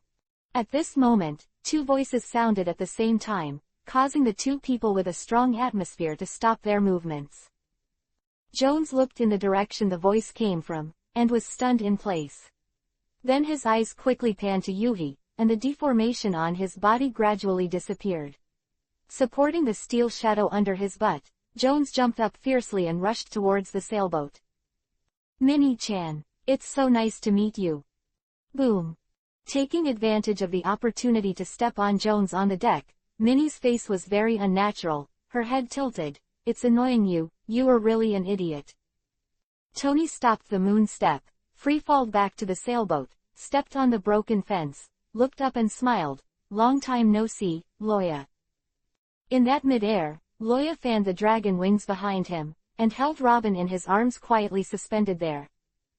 Chapter 452 It's none of my business, 3 more subscriptions. The location is the mechanical castle on Turtle Island. The hall here is enough to accommodate thousands of people for dinner, but there are only a few people sitting at the table at the moment, which makes the hall look more and more empty. In other words, did you decide to do it with me? After listening to Simon's story, Loya looked at them in surprise. Do you know what I'm going to do? Just do it with me. Even directly out of the Navy. The Weston family has always been a staunch supporter of the Navy, with all the family members serving in the Navy for generations. As the third son of the Weston family's direct blood, Simon would actually leave the Navy.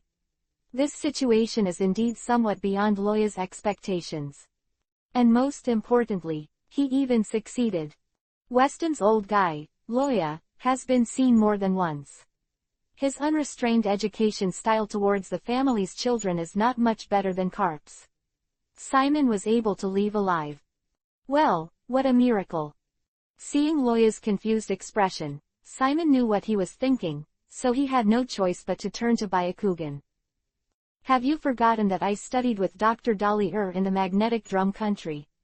Those old men alone can't stop me.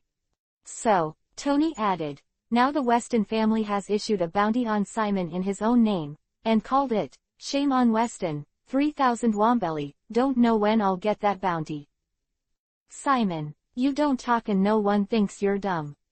Ha ha ha, so that's the case, I said why I saw your reward order before, and only limited the catch, so that's what happened.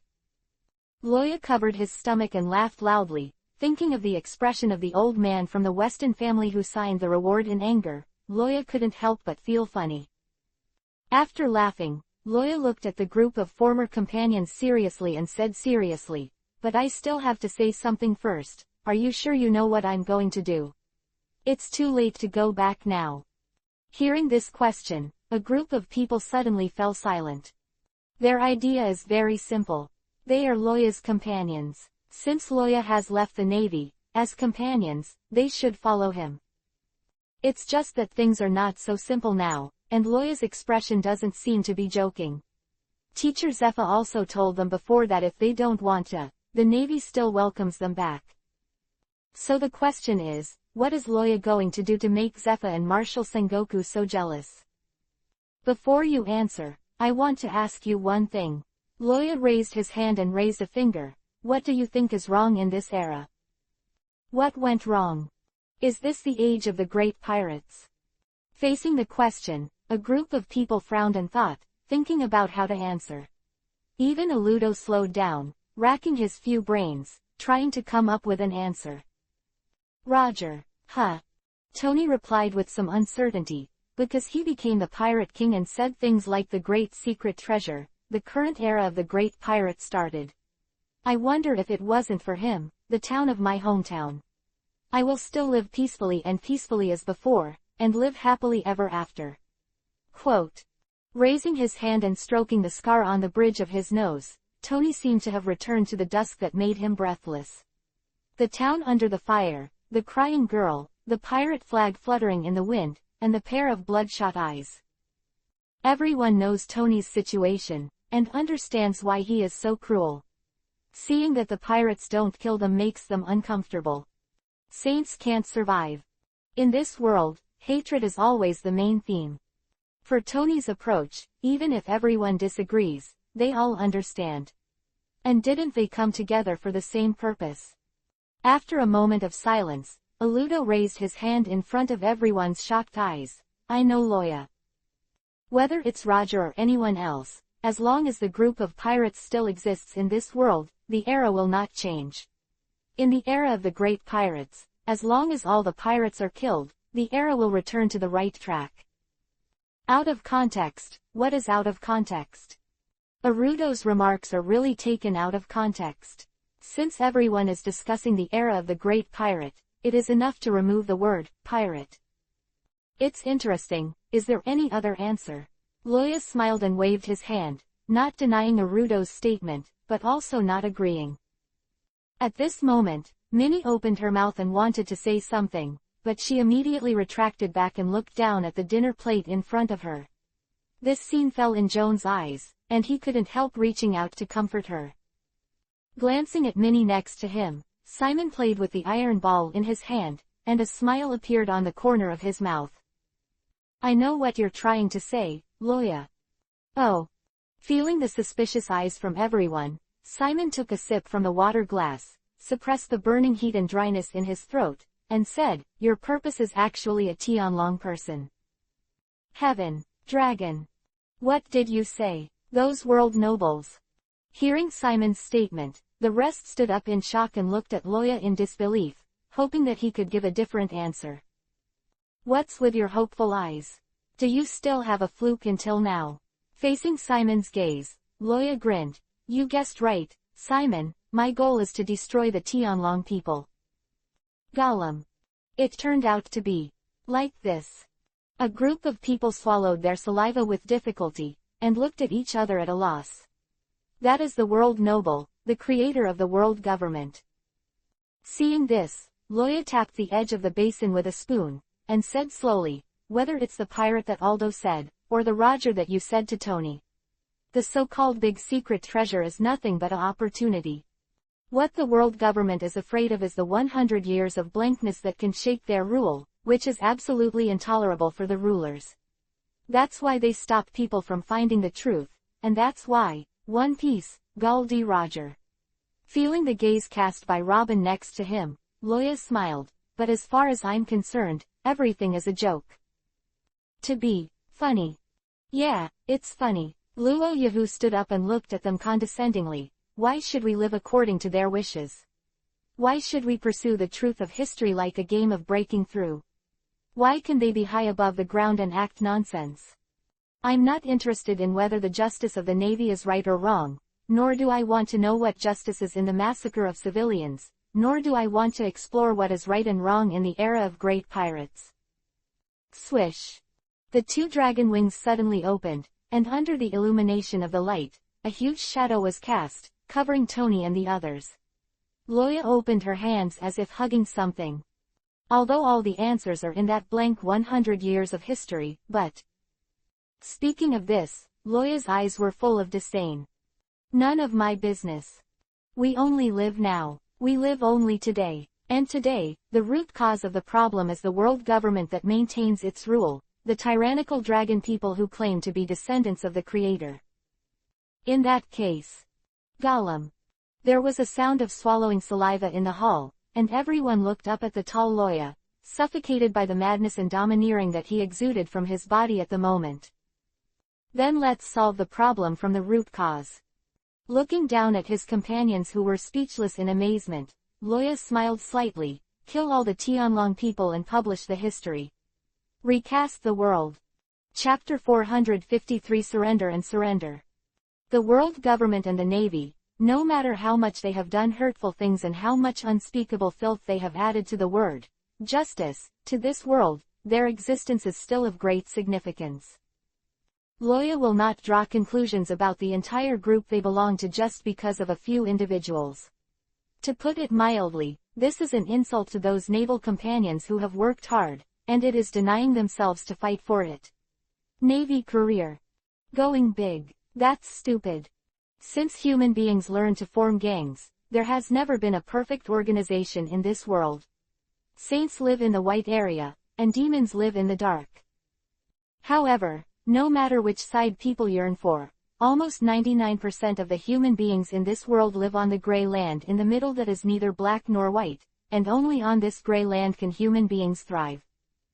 Therefore, Loya does not dislike the inaction of the Navy at all, nor does he have the slightest interest in the idea of the world government.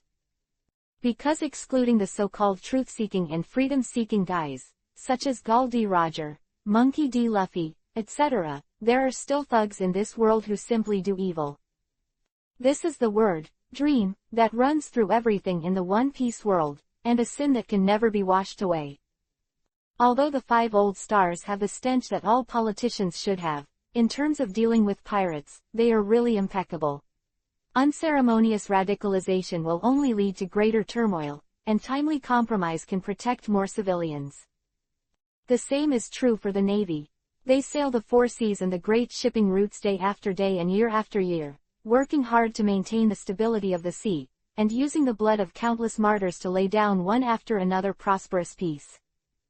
Until now, the bells of Augustus are still echoing in the naval headquarters, never stopping. But Loya doesn't understand, what is the meaning of the existence of Tianlong people? To decrypt. For the truth. No, what appeared in front of the world was just a group of disgusting maggots. A bunch of rubbish that treats all other races as livestock and doesn't know what life is, that's all. However, just for this group of garbage, the righteous Navy.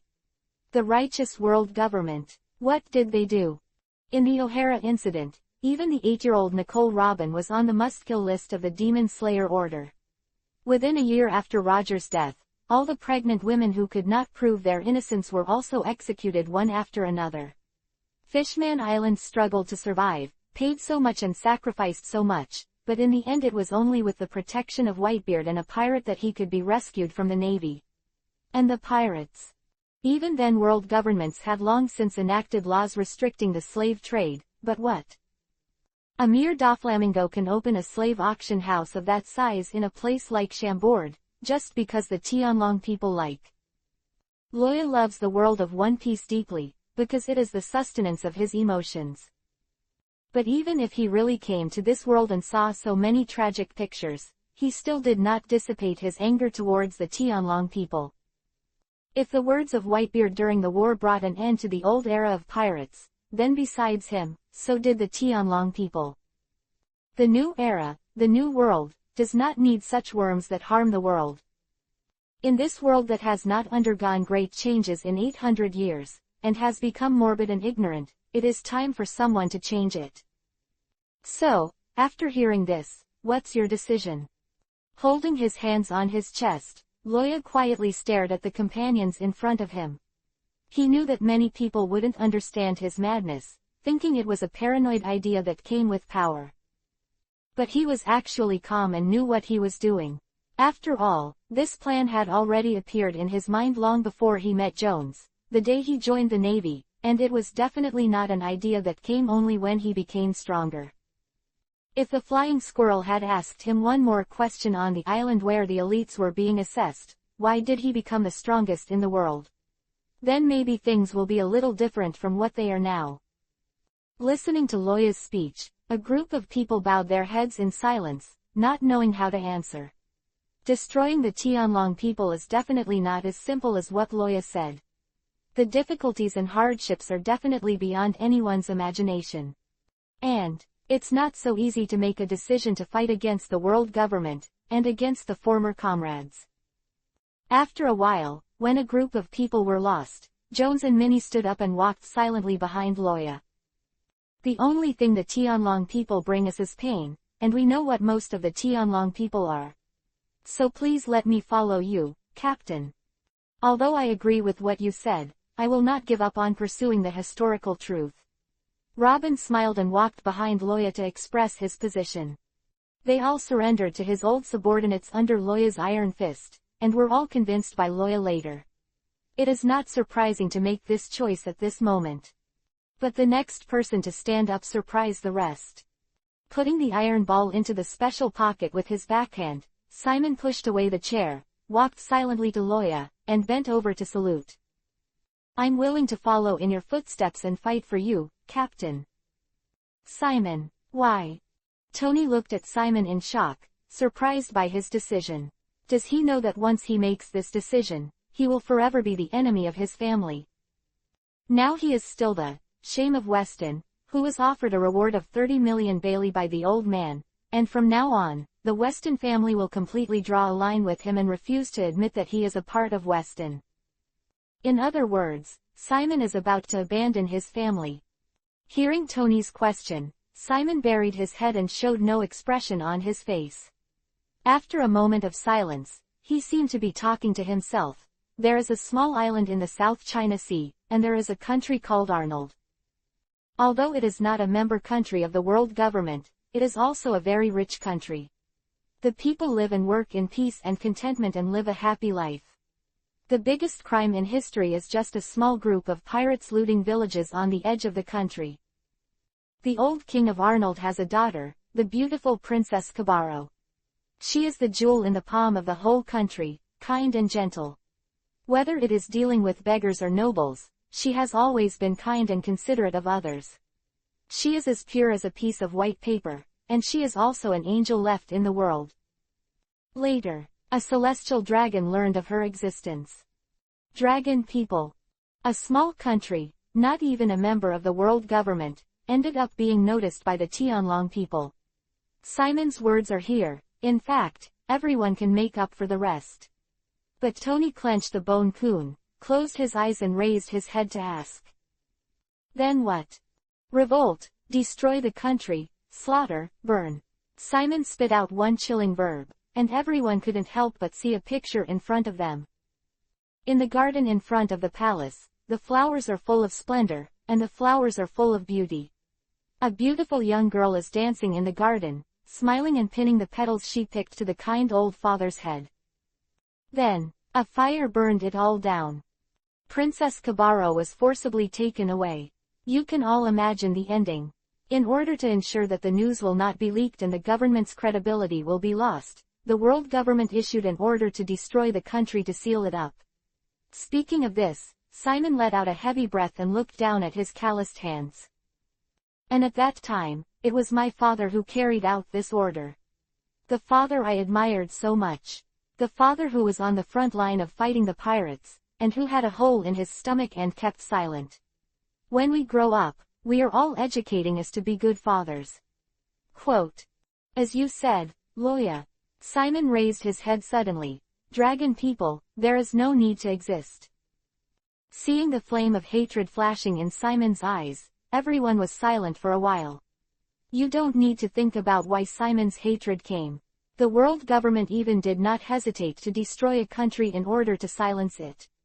As a mission executor, Simon's father, Vice Admiral Weston Mammon of the Navy headquarters, his fate can be imagined. Coupled with the fact that Simon's ambitious biological mother was sunk into the sea by his uncle Frank Moore, it can be said that in addition to the prominent identity of the Golden Fox, Weston's third son, Simon is actually just a broken family. Poor orphan. And all of this is because of the orders of the world government, because of the Tianlong people. It turns out that Tony clenched his hand and let go, lowered his head and sighed. I heard before that the Weston family's relationship with the Navy has not been so close in recent years, and only 1/3 of the number of warships it invests in each year is left. It turns out that there is such a relationship in it. Quote.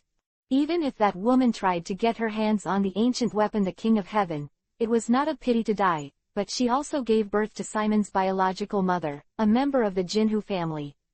If both the son and the prospective daughter-in-law died because of the world government, then as the ruler of the Golden Fox family, the white-haired man sent the black-haired man, what kind of grief should the old guy feel in his heart?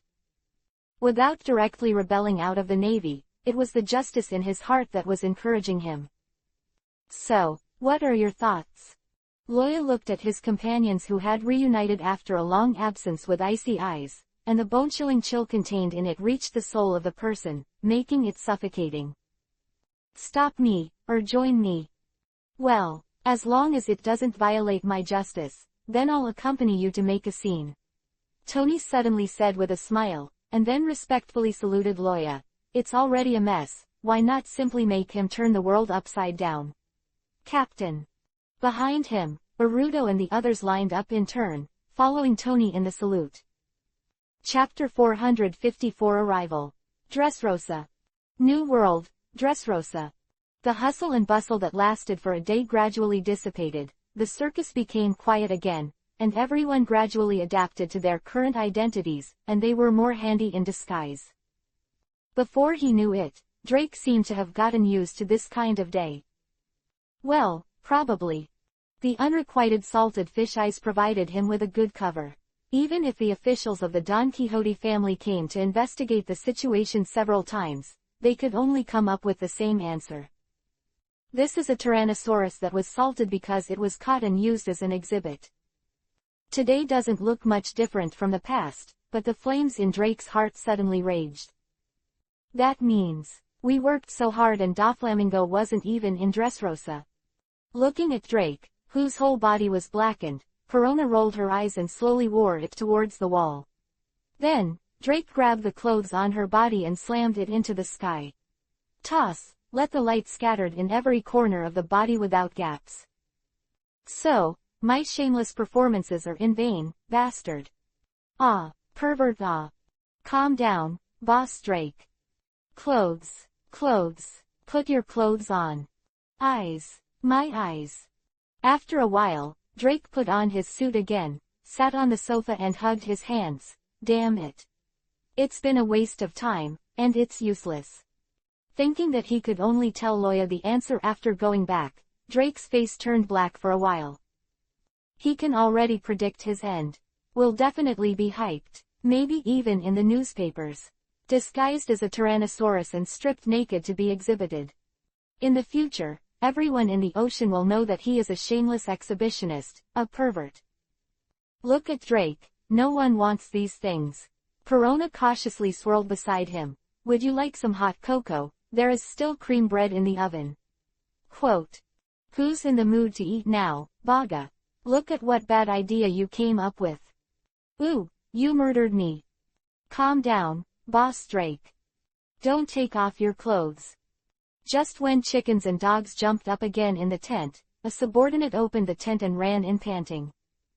It's not good, Boss Drake. The cadre of the Don Quixote pirates who came last time is here again. She also named her name and said she wanted to find you. What did you say?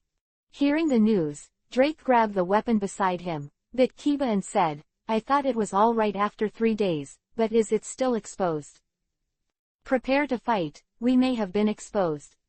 Please wait a moment, we will immediately inform Boss Drake. A clown dressed in thick clothes saluted the woman on the sofa very politely, then opened the tent and walked out slowly. Violet knew exactly what his intentions were in his heart, and she didn't break it. She silently raised the teacup and tasted it slowly.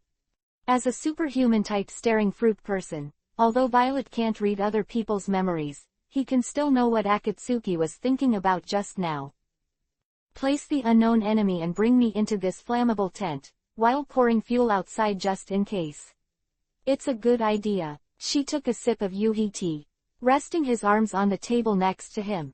It's not the leader's order at all. You can come up with this plan all by yourself. These guys are really unusual. As expected of the bounty of 70 million shells in the past. The Great Pirate of Lee. Soon, Drake followed the subordinate to the outside of the tent. Looking at the subordinate who placed barrels of gunpowder around the tent, Drake nodded in satisfaction. He made a gesture, and the others dispersed instantly, hiding himself while aiming the muzzle at those powder kegs. 3, 2, 1. However, just as they were about to shoot, Violet's voice suddenly came from the tent. Stop it, I'm not your enemy, and lighting a fire here will only expose your presence to the Don Quixote family. Wait.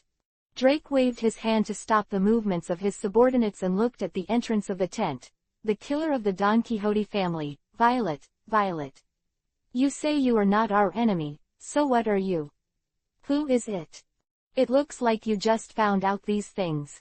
Violet smiled, leaning on the sofa and inviting Drake. Want to come in for a drink? Major General Rick. Because Drake was directly captured by Loya after he left the Navy, and he had not yet had time to form his own Red Flag pirates, Violet had no problem calling him. He is still the Navy traitor, but there is an additional layer of identity on top of that. Oh, then I'll be more respectful than obedient. Derek also wanted to know the other party's purpose.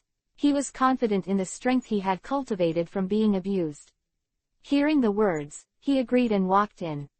It's not good. Drake was kidnapped by the Vixen.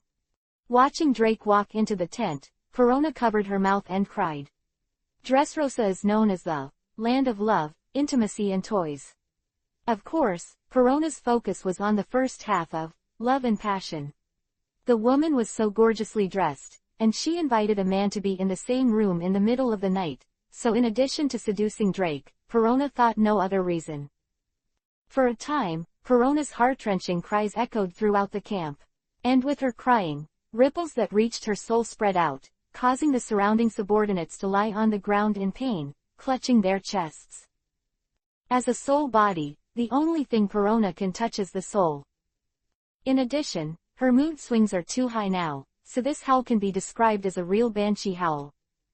Calm down, Lord Perona. We're almost out of breath. Doctor, I need a doctor. However, no matter how the surrounding subordinates advised her, Perona was still crying. Without the restraint and protection of the body, the emotions of the soul body are so sensitive and fragile. It's so noisy, Perona. Suddenly, a shadow appeared behind Perona. With his back facing the moonlight, he could only see the burning soul flame in his eyes and a little spark at the corner of his mouth. Woo-woo, who are you? I want you to take care of it. Perona sobbed and turned her head, and then saw the bloodless scary face at a glance, and immediately turned Byakugan into a coma. It's scary, Rockdale. Seeing Perona, who fainted and kept chanting, "So scary," in front of her, K-Roctal took a deep breath, her eyebrows twitching uncontrollably. Noticing K-Roctal's prominent Sasori sting and the undead walking out of the shadows behind him, the group of subordinates who had worked in the circus for a long time immediately became excited. "That's great, it's Lord Krokthar. And the undead army. Finally, I don't have to play the clown to amuse the children." The guy dressed as a clown shook off the clown nose on his hand, and he was so excited that tears filled his eyes. Hearing the howls from the surrounding crowd that sounded like being released from prison for decades, K-Roctal let out a smoke ring and looked up at the gunpowder-wrapped tent in front of him. "So, who's going to tell me what's going on?" Chapter 455. Eat mine and spit it out. Oh, a princess from King Riku's line. After the arrival of K-Roctal, Drake was no longer the supreme commander of this group of people, and the object of conversation with Violet at this moment was naturally changed from Drake to K-Roctal. "Just King Shichibukai, K-Roctal. Haven't you disappeared?" As a subordinate of Doflamingo, Violet, who has endured humiliation, has long been aware of these Shichibukai, who are as famous as Doflamingo. But as early as more than a year ago, K-Roctal disappeared from the world because of the Alabasta incident, and the world government immediately issued a statement about his disappearance, proving the reliability of the news. It's just that was the moment when the ice dragon Loya was so powerful. The whole world was talking about the legendary lieutenant general who won the terrifying record for the Navy, the terrifying dragon that existed in reality, so that the disappearance of Chiwahai was such a big thing. The news didn't get much attention. In the following year, K-Roctal never appeared in front of the world again, and the world government had to cancel his Shichibukai position, and selected a new person from the batch of big pirates, Alien Jones, to replace his position. In other words, the missing in the news at this moment has been equated with death. However, just when the whole world decided that K-Roctal was dead, Violet saw K-Roctal with his own eyes and immediately stood up in surprise. And she found that she couldn't see the thoughts of the man in front of her at all, which was something she didn't feel from Doflamingo. "You don't need to know the specific process, young princess. Now you just need to tell me where Doflamingo is." Speaking of this, K-Roctal suddenly remembered the information he had collected before, and asked one more question. "And a year ago, what happened after Tekken Carp came here?" Although he does not approve of the Navy, K-Roctal will not deny the behavior of the older generation of Carp. Zephyr was seriously injured by the explosive rock, and it was definitely not only Loya who was extremely angry about it, but also those veterans who were at the same time as Zephyr. In addition, Doflamingo relied on the various actions of his Tianlong people backstage. The Navy and him definitely had many frictions, and the relationship between the two sides was also at the worst level in the Chiwahai. Even so, Carp doesn't seem to do anything to Doflamingo. The name of Doflamingo is still on the list of Kibukai, and Dressrosa is still running as usual. All signs show that, Tianyasha, Doflamingo is still alive. Let me ask the evil ghost, Garp, who has already visited, to return to his home.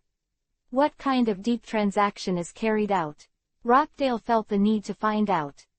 I'm not very clear about this either. To the disappointment of Rockdale, Violet shook his head and didn't say a reason. Whether it's Doflamingo's whereabouts or the deal that Carp made with him, those things are not something I can do as an outsider. Knowing Akatsuki, after all, I am a member of the Riku royal family, and even though I am also a cadre of the Don Quixote family at the same time, I am still rejected by them and cannot reach their true core. Quote. This sentence Violet said is the truth. Doflamingo took a fancy to her fruit ability, plus his habit of playing with people's hearts, so he kept it. That wicked guy only sees her as a handy tool and a toy for his fun. What he can truly trust is still the 4 guys who have supported him from the very beginning. In other words, you don't know anything. Kroktar's face turned cold, and he slowly raised the Sasori sting in his left hand. Then you have no meaning to exist. Murderous. Faced with the killing intent of Yuhi Guago, even if he couldn't see through his mind, Violet couldn't feel it, and immediately shouted anxiously, "No, although I don't know too much information. But your goal is the entire Don Quixote pirates, right? I can lead the way for you." "Lead the way?"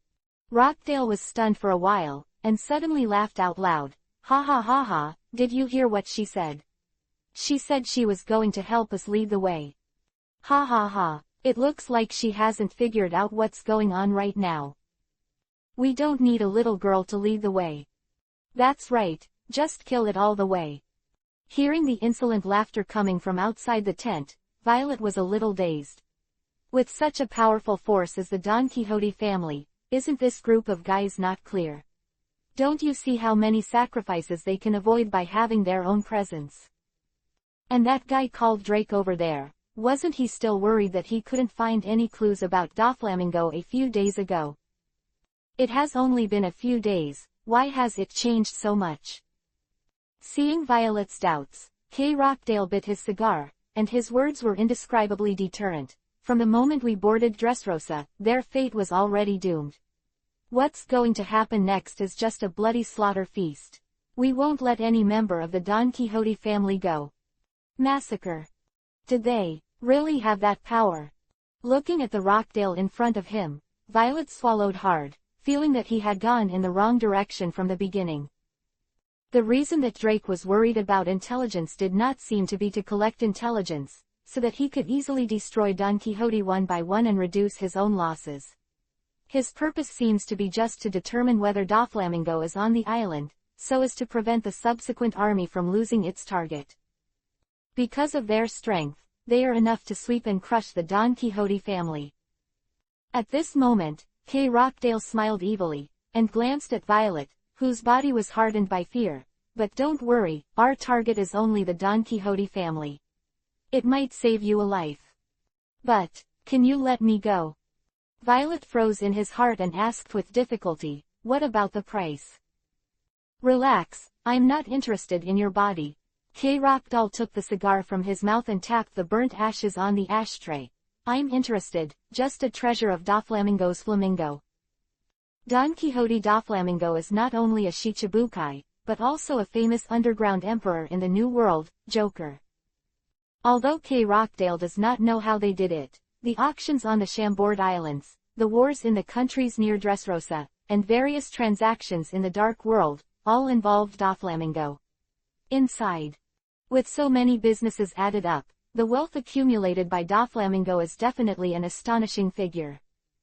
You must know that even the dancing powder he bought when he was planning to steal the country in Alabasta was also obtained through the relationship of the middleman, Joker. In other words, in the wealth that Doflamingo earned, there was also a share of Rockdale in it. Therefore, when Loya told Rockdale that the flamingo was the Joker of the Dark World, he would take the initiative to come to Dressrosa. As the saying goes, "Eat mine and spit it out, take mine and give it back." Although Violet was very relieved to hear that he could save his life without being humiliated, this sense of loss that was directly ignored is still very annoying. So, Violet pretended to be stupid and said, "Treasure. How would I know where that kind of thing is?" "Oh, don't you know? When? Of course, I have no reason to deceive you. She actually has another plan in her heart. Before Doflamingo usurped the throne, Dressrosa had abolished the slavery system of the little people, resulting in the whole country being poor all the time. Only by relying on the tourism economy could the country be supported overhead. This is also the reason why Drake and the others were able to enter here smoothly. A circus that can stimulate consumption and create gimmicks is definitely something that all citizens are happy to see. Although he has caused countless pains, Doflamingo is worthy of his kingship when it comes to governing the country. Even if most of it was disguised by him, it was just for his ambition to dominate the world. However, it is an indisputable fact that the pockets of the Dressrosa nationals have been enriched day by day. Therefore, Violet intends to swallow the treasure privately after betraying Doflamingo and use it to build this country, which is better than being taken away by this former Shichibukai K. Rockdale. However, she overestimated the kindness of K. Rockdale. "Oh, so you don't know. That's why I said, they have always regarded me as an outsider, How could I know the whereabouts of such a secret treasure? The young Violet did not realize the seriousness of the problem, and was still performing on his own. Just as she was trying to prove her innocence, a big cold hand grabbed her neck and lifted her off the sofa. This kind of cold feeling can only be felt on a corpse. Violet's eyes widened in horror, struggling to get rid of Kay Rockville's big hand. But no matter how hard she tried, that hand was like an iron block and wouldn't shake at all. As Kay Rockville's strength increased, Violet only felt darkness in front of him, and his consciousness became blurred. In her ears, Kay Rockville's cold voice echoed in the empty tent. In other words, you who neither know the whereabouts of Doflamingo nor the location of the Don Quixote family's treasure are now just a cadre of the Don Quixote family. Then you can die. Quote. As he spoke, Kay Rockville slowly exerted strength in his hands, releasing the powerful power of the body of the undead little by little, squeezing Violet's last breathing space. How can die here? Violet struggled to keep her eyes down, tears streaming down her cheeks. Then, tears of hot iron eye gun. Chapter 456 Don Quixote Destruction, begin. Bang! The hot tears were like lava, and the tent was easily ignited. Under the influence of the flame, the powder keg outside immediately detonated, and a bright mushroom cloud exploded in place. The flames soared into the sky, rolling up clouds of smoke, illuminating most of Dressrosa. Countless residents rushed out of the room, looking in the direction of the previous circus. Look, that's the direction of the circus. Hurry up and put out the fire, don't let the fire spread. Guards, where are the guards? For a time, the entire Dressrosa became lively, and both humans and toys were terrified, staring at the huge mushroom cloud in the sky. Cough cough, are you capable? You're careless. Drake slapped the flames off his body and looked at the direction where Violet left in embarrassment. He stayed in the tent just now. If it wasn't for the transformation at a critical moment, and the strong body of the Tyrannosaurus resisted the explosion, I am afraid that the bones that have been bombed have been destroyed by now. Spitting out a few charred smoke rings, Drake turned his head to look at Kay Rockville beside him, and asked, "Want to catch up?" Commander Kay Rockville. No, not for the time being. Feeling the scent of Violet running further and further, Crocodile calmly changed a cigar that was not burnt in his mouth. She will take us to the treasure house of flamingos, but not now. As long as they are on this island, no one can escape. And the corners of Kay Rockville's mouth cracked open, and a bloody smile appeared on the face of the gloomy dead man. The officials of the Don Quixote family seemed to be approaching. Whoa! As Kay Rockville's voice fell, the undead soldiers climbed out of the scorched ruins, with the same smile on their faces, and clenched their weapons. The order remains the same. Except for civilians, toys and those little ones, all the rest of the Don Quixote family will be killed, and none will be left. Oh! On the roof of Dressrosa, several figures were swept across the street at a fast speed, rushing to the location of the circus.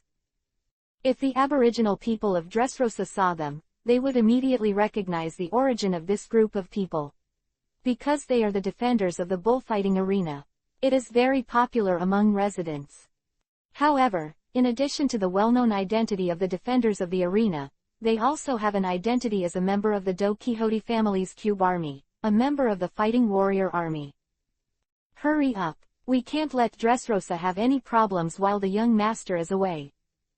Looking at the mushroom cloud on the horizon, Diamante, the leader of the Cube Army and one of the foremost senior officials of the Don Quixote family, became more and more anxious at this moment.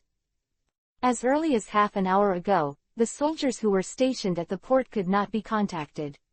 Even if they ordered their subordinates to investigate, they would be silent in the end. The enemy has invaded.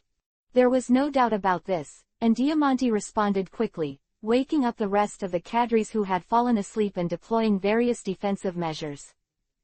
But he never thought that the other party would attack in the direction of the circus. You must know that for a group as large as Drake and the others, there is absolutely no room in the town to arrange all the arrangements.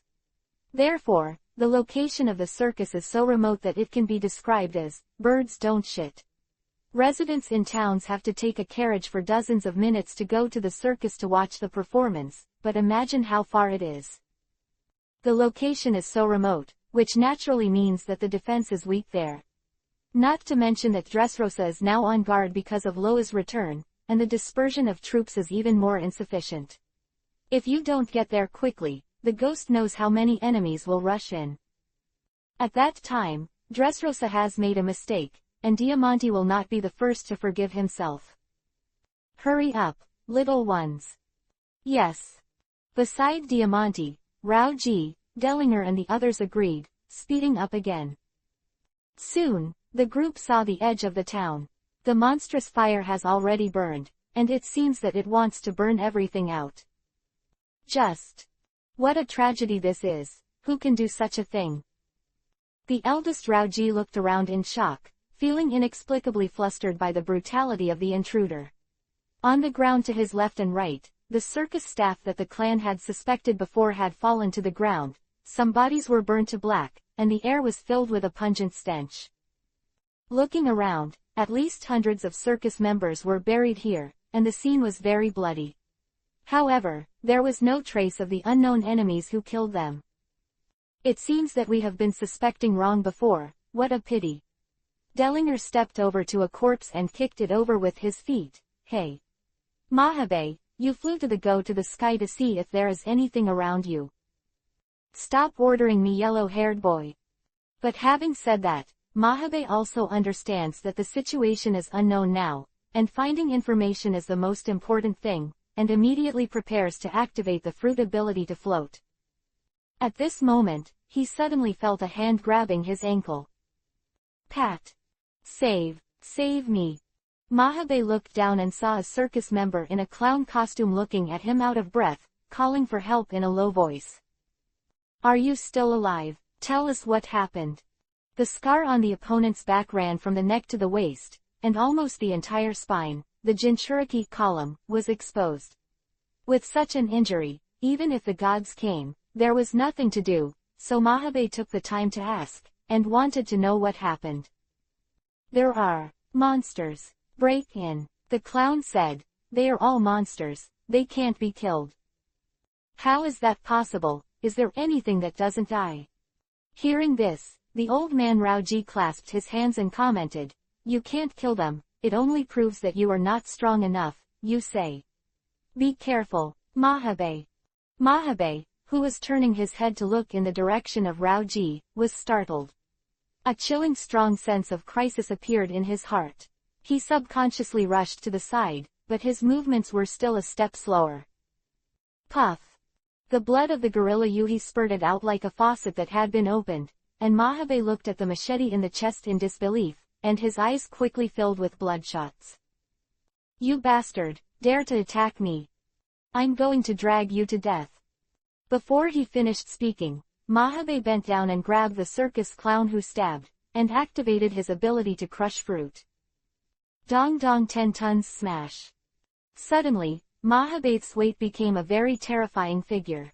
He grabbed the clown with one hand and smashed it down to the ground with the weight of his arm. Boom. The earth was forcibly shaken by the last burst of power from his life, and a huge cobweb-shaped pit appeared on the spot. Rauji ran over anxiously, trying to help Mahabe. Hey, how are you, Bais? Can you keep going? With a broken heart, Mahabe has lost his chance to survive, and with the force just now, the whole person has fallen to the brink of dying. Looking at Rauji beside him, he tilted his head in pain and said the last sentence. Be careful, he's not dead. What? Rauji was shocked by Mahabe's last words and lost his mind for a moment. However, it was such a moment of negligence that his right foot was cut off by a machete. After releasing Mahabe's body, Rauji jumped away with one foot in a cold sweat, looking at the corpse, whose head had been shattered in horror. Goo. The eyeball that was embedded in a pile of rotten meat like a child's graffiti turned around, and stared at Rauji from an angle that a normal person could never do. He said it was me. Our group, the undead monsters. Chapter 457 Trash Fish vs. Trash Fish. Your head was crushed and you are still alive. What the hell are you? Rao-ji, with cold sweat dripping from his forehead, asked sharply. And it was not only this incredible vitality that frightened him, but the speed and strength that the opponent had just shown should not be underestimated. As members of the Don Quixote family, if they were the kind of guys who could be attacked to death casually, they would never have reached this point. But what just happened? Mahabharata was stabbed through the heart by the opponent. He was only in a trance for a moment, and his foot was cut off by the other party. Although Rao-ji was very angry about the death of his poker friend Mahabharata, who often played cards with him, but now, his heart is more fearful. Because the strength of the opponent has far surpassed the stage of trash fish. What? Hey, don't be so ugly. The clown slowly pulled himself out of the soil, and under the watchful eyes of a group of people, he stretched out his hand to put together his broken facial features. Then with that face beyond recognition, the clown smiled. We are just a group of ordinary people, just already dead. We. Diamante carefully considered the meaning of this sentence, then suddenly turned his head and pulled the cloak behind him to block it in front of him. Ding! A long sword slammed into his steel coat fiercely. Even if there was a sea of fire not far away, the bright sparks from the collision of the swords were still dazzling and scary. Looking in the direction from which the long sword came, a guy whom they had previously identified as dead was looking at him with that big bloodless face, his eyes turning slightly. The visitor looked at the weapon in his hand that was blocked by a thin cloak, and said lightly. This touch. Are your clothes made of steel? Are you capable? You bastard. With a lucky escape, Diamante pulled out the western sword from his waist with a backhand. Regardless of whether the other party was dead or not, the long sword swung towards the person who came. Sword snake sword. With the activation of the ability, the sturdy iron weapon suddenly fluttered like a cloth, and quickly approached the attacker. Then, bang! The attack that he thought would be a sure hit was blocked by a thick pitch-black iron shield. Behind the iron shield, a guy as thin as a monkey, wrapped in bandages, was pressing against the iron shield, sneering at him. Sure enough. Diamante frowned immediately, and said to Dellinger and the others who were gradually approaching, "Be careful, these guys are not some trash. They are all good players with a bounty of more than 50 million Baileys." 50 million Bailey. So much. Looking at the figures crawling out of the mud, Rao-ji's face became ugly. This number may have exceeded 300. If he were facing so many good players who were not weak at ordinary times, Rao-ji would have been able to escape even knowing that he was defeated. However, now that he has broken a leg, his fighting power has been greatly reduced. If he continues to fight, the chances of surviving are very low. And most importantly, it's really dead. Rao-ji clenched the Kiba pass and watched the group of undead in front of him vigilantly. Observation hockey can't perceive their voices at all, and can't perceive anything but form. Facing them, it was like seeing a box on the side of the road, silent and silent. There is absolutely no breath that belongs to the living. At this moment, a figure slowly walked out from the flame. He released the ominous black plague all over him, making the flames dare not get close to half a minute. Biting his cigar, K. Rockdale looked down at the enemies in front of him. In the end, did you just ambush so many miscellaneous soldiers? Your battle plan doesn't seem to make any sense at all, Drake. This. Feeling the weird look in Rockdale's eyes, Drake couldn't help but look at Yuhi. How should he answer? Because he wasted his time on drinking every day after the salted fish, so he didn't know as much about Dressrosa's situation as the soldiers under his command. Just kidding. Saying it out will definitely be regarded as negative teaching material. Well, it doesn't matter. Quickly get rid of these miscellaneous soldiers, we have more important goals to deal with. Not interested in finding out what Drake did in the past month or so, Rockdale shook the soot and walked forward on his own. Opposite him, Diamante's expression suddenly became serious, holding the western sword and looking at K. Rockdale vigilantly. The former king goes to the Shichibukai, the sand crocodile Rockdale. The fallen Navy Drake. Why are you here? Oh, are you the top cadre of the Cube Army, Diamante from the bullfighting arena? Hearing his previous title, K. Rockdale couldn't help but glance at him, then without waiting for the other person to answer, he stepped over and continued to walk forward. It looks like that is the case now. You stop for me. Diamante stabbed with an angry sword, but was blocked by an undead who came up next to him with a sword. Looking at the guy who was blocking him with the sword in front of him, Diamante took a deep breath. The big pirate with a bounty of 450 million Baileys, black gold, Bell Rock. Why did you join K. Rockdale? As a well-known powerhouse in the New World, Bayrock has always been running around with unyielding energy. He has never been interested in attacking the weak, and the guy who died under his sword is a powerful figure in the New World. If it wasn't for provoking Guy and being kicked out of the New World, I'm afraid he's still making waves here. His 400 million bounty was actually cut with the sword in his hands. However, it is such a stone in a cesspool that will fight for K. Rockdale. Why? Black gold, I really miss it, but now the old man doesn't call that name. Bayrock, who had 3 swords on his head, swayed Diamante's weapon, and fluttered. Flip back to the ground, the old man's name is now Undead Legion 1000 Commander, Rock. Undead Legion, Centurion. Diamante's eyes widened in horror, looking at the other's tarnished eyes. So that's how it is. The most important ability in the world of One Piece is the Devil Fruit. However, with the death of the owner, the ability of the fruit will also disappear. After waiting for an uncertain time, it will turn into a fruit and appear in every corner of the sea indefinitely. In this case, what advantages does Loya's resurrected undead army have to compete with those top forces on the sea? Just think about the undead natural disasters that King Wu Miao once rolled up. Taking advantage of the fear of death in the living is one of them. The second is to use the characteristics of the undead army to support the war. And most importantly, let those warriors who fought bravely in their lifetimes be resurrected to fight for the Legion. The mighty power they possessed in their lifetime will become a sharp blade in the hands of the Legion. And because of the relationship between the undead, those instinctive shackles that have always restricted the human body will be completely broken, and 100% of the power will be exerted. This is the reason why Loya has been obsessed with improving the single combat power of the undead army, and also the reason why K. Rockdale only resurrects the strong ones.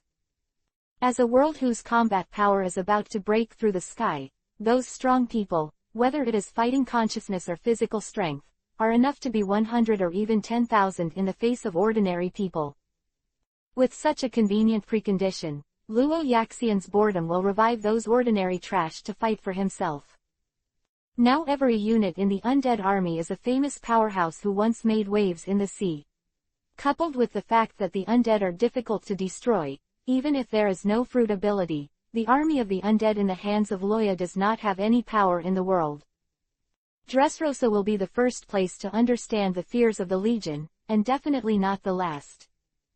Chapter 458 Bellamy's Heartbreak. Run, the pirates are coming in. Monster, monster. Walking on that noisy, Dressrosa Lovers Avenue, Drake suddenly stopped and said to K. Rockdale in front of him, "Then let's part here, my direction is this way." "Oh, I thought you forgot about the mission completely." K. Rockdale sneered. "Before you die, remember to keep the body intact, so that it will be less troublesome to resurrect." "Haha, that's really a blessing to you." In the face of K. Rockdale's parting message full of friendship, Drake carried his four-edged axe in his backhand, waved his hand and led the team to the depths of Dressrosa. In that direction, there is the legendary Smile Factory that can produce artificial devil fruits, and it is also the home of all toys after dark, the home of toys. Presumably this gift should be enough to satisfy Loya. It is one thing to be strong or not, how much contribution can be made, this is the real meaning. Drake firmly believes in this. The Legion of the Undead marched all the way, and anyone on the road who dared to stop the advance of the Legion was chopped into pieces.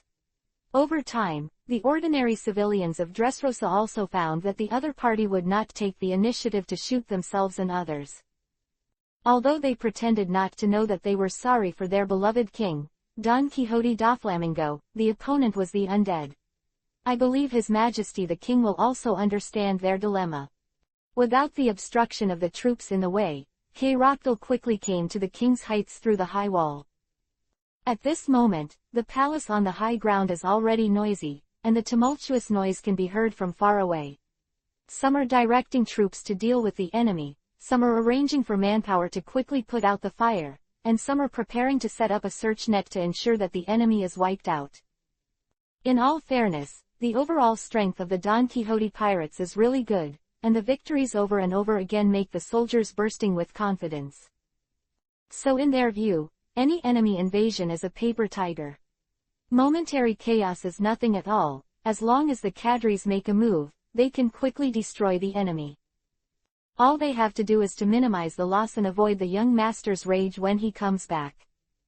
However, they were full of self-confidence and did not realize that the cadres they trusted had been out of touch for a long time. On the other hand, the group of paper tiger intruders climbed to the high ground of the king and marched unswervingly towards the palace. Every time you take a step, the grass under your feet will wither, and wherever the legion goes, everything will turn into nothingness. In the brightly lit palace, the remaining officials of the Don Quixote family gathered together, frowning and listening to the noise outside. After Pica was killed by Tony, Gradius, who was the highest cadre of the Spades army, was sitting on a chair at the moment, tapping his fingers on the table constantly, making a rhythmic thumping sound. Suddenly he stopped and looked at the fat figure holding a phone bug not far away. Is the phone still not working? Jorah. Hearing the question, Jorah was speechless and put down the phone bug that had been unable to get through. There was no answer, but Gradius already understood what the other party was trying to express, and he couldn't help clenching his fingers taping the table. It's been 10 minutes, it looks like. Is it all gone? Although this answer is hard to believe, all the information now is pointing the answer in a direction that no one dared to think. Diamante, one of the oldest cadres in the Don Quixote family, and the cube army he said he led had been wiped out by those unknown enemies. And, looking at the information that was quickly passed on the table, Gradius bit Kiba viciously. Undead. Dead people. What are these idiots joking? How can the dead get up and fight? Did someone get Moria's shadow fruit? As a member of the Don Quixote family, Gradius naturally knew the power of Moria's shadow fruit. After all, that guy is in existence who has come to the New World for a while, and his abilities will naturally be spied on by those who are interested. In any case, Gradius doesn't believe in the undead mentioned in the intelligence. Just excluding this point, the predecessor Shichibukai named Quetzalcoatl is indeed not easy to deal with. Gradius frowned and thought, trying to come up with a perfect way to deal with it. When Torapal and others followed the young master to leave Dressrosa, he and Diamante were the highest commanders of the entire Dressrosa. Now that Diamante has been killed, all the burdens it was all on him alone. At this moment, a soldier hurriedly pushed open the door, and before he could even say the word, report, he shouted loudly, emergency. The other party has invaded the King's Heights and is now fighting the soldiers. What did you say? Gradius stood up suddenly and looked at the knife light and flames that kept flashing outside the window. Only then did he realize that the battle was not far away from him. Ask where the Virgo guy is now, Jorah-san, get ready to fight. While giving the order, Gradius quickly walked out of the house. So, Doflamingo really isn't here. That's trouble. Quetzalcoatl looked at the swarming soldiers in front of him, and sighed impatiently. What's the use of killing a lot of you bastards? Without Doflamingo's body, I can't make a difference when I go back. Quote. Before he finished speaking, a low muffled sound suddenly came from Quetzalcoatl's body. The plague spread rapidly in circles, and all soldiers who touched it, regardless of their strength, collapsed to the ground in an instant. Guys with strong vitality can still struggle for a while before dying, while those who are close to them stopped breathing when they fell to the ground. Large swaths of evil Madara emerged on their skin, feeding on flesh and blood, expanding and spreading. There are so many enemies, of course, it can't all be done by the boss himself. As early as when K-Roctal started, the group of undead soldiers behind him rushed up. Among them, there happened to be that Bellamy who worshipped Doflamingo, who had become a member of the Legion, and had to raise the butcher knife in his hand in front of that familiar sign. A soldier was chopped down here, and Bellamy looked up and noticed those figures appearing in front of the palace. That's Don Quixote Pirates officers, Jorah, Gradius. Great, if it was them, they should be able to help me free. Bellamy thought so, and charged forward decisively with the weapon in hand. As he ran, he shouted, "Please, please kill me." Bellamy still trusts Doflamingo so much without going through the harrowing experience in the original book. He does have the courage to be a new era pirate in his mouth, and would rather take the initiative to die than continue to accept the control of the Legion. Well, who is he? Do you know Jorah? Looking at the yellow hair on Bellamy's head and the conspicuous Don Quixote Pirates tattoo on his chest, Jorah thought for a while, and said with some uncertainty, "It should be the guy named Bellamy. I heard that the young master once mentioned that he met in Moku Town." "Yes, that's me, please kill." Hearing this sentence, Bellamy wept with joy, although the undead do not have this complex function. Sure enough, Doflamingo-sama still remembers himself, although I am very sorry for killing so many of you, but now please let me make amends. But at this moment, Jorah's next sentence shattered Bellamy's heart. Sure enough, as the young master said, no matter how hard the gangster tries, he is just a gangster, even if he wears the family's logo. What do you think he is doing now? That's why I can't figure out why the young master stopped me from killing this guy, and said what game to play. But it doesn't matter, since he dares to be our enemy now, just kill him directly. Chapter 459, a new discovery by Rockdoll. 3 more, please subscribe. Bastard. Are you talking about me? They tried to kill me before. Bellamy stopped, unwilling to believe what he had heard. He shook his head, put aside the bad thoughts in his head, and shouted to Jorah and Gradius, "What are you talking about? Am I not part of the Don Quixote family? Look, this is the sign that Lord Doflamingo allows us to use." As he spoke, Bellamy opened the clothes on his chest to show the logo more clearly in front of the two of them, trying to prove that he was still the same Bellamy who worshipped Doflamingo. However, the result disappointed him. Ah, a family member. Stop joking. Because the two sides are now facing each other, Jorah is no longer taboo about what Doflamingo doesn't allow them to say. The young master has been teasing you from the beginning. His goal is to dominate the world, and for your kind of play, how can a gangster who is playing the game, pirate playing the house, can catch his eye? You are just a chess piece played by the young master when he is bored. You are like an ant. A part of a family, it is simply whimsical. In the end, Gradius put an end to the tease. If you weren't here, to be honest, we wouldn't even remember who you were. Just kidding. Because the other party's words were too exaggerated, Bellamy couldn't believe the meaning of those words. But looking at the undisguised mockery in their eyes, the authenticity of these words is so obvious. You are lying. Suddenly, Bellamy roared loudly, "Master Doflamingo, come out and tell me, what am I in your heart?" Because of admiring the pride of Northern Blue, I set sail from that rich Nautice. Bellamy thought it was his happiest moment on the day Doflamingo allowed him to use the Don Quixote Pirates logo. But now, what did he hear? All this turned out to be just a game. He didn't want to believe this answer, and even though he was pulled from the pile of corpses by K-Roctal, he still believed in Doflamingo. Therefore, Bellamy chose to escape. He wanted to personally ask the person he had always admired, and wanted to know what he was to him. Dare to call the young master's name? Go to hell, kid. At this moment, Jorah did not know when there was a dreamlike cloud of smoke in his hand, and threw it at Bellamy. Destructive art. As a person with the artistic fruit ability, Jorah can turn her imagination into smoke and throw it at the opponent. Whether it is a person or an object, the moment she touches the smoke, it will become the artwork she imagined, and finally she gradually loses her life in pain. Because he was still unable to extricate himself from the contradiction, Bellamy was suddenly enveloped in smoke. Seeing this, Jorah laughed loudly. Now, turn me into a work of art. Nasty guy. The change here naturally caught the attention of K. Rockdale. He didn't rush to do it, but stared at Bellamy, verifying the thoughts in his heart. This is a problem that Loya didn't even notice. In the battle after joining the Legion, he has encountered some opponents with difficult abilities. I thought it would be a tough fight, but it turned out to be surprisingly easy.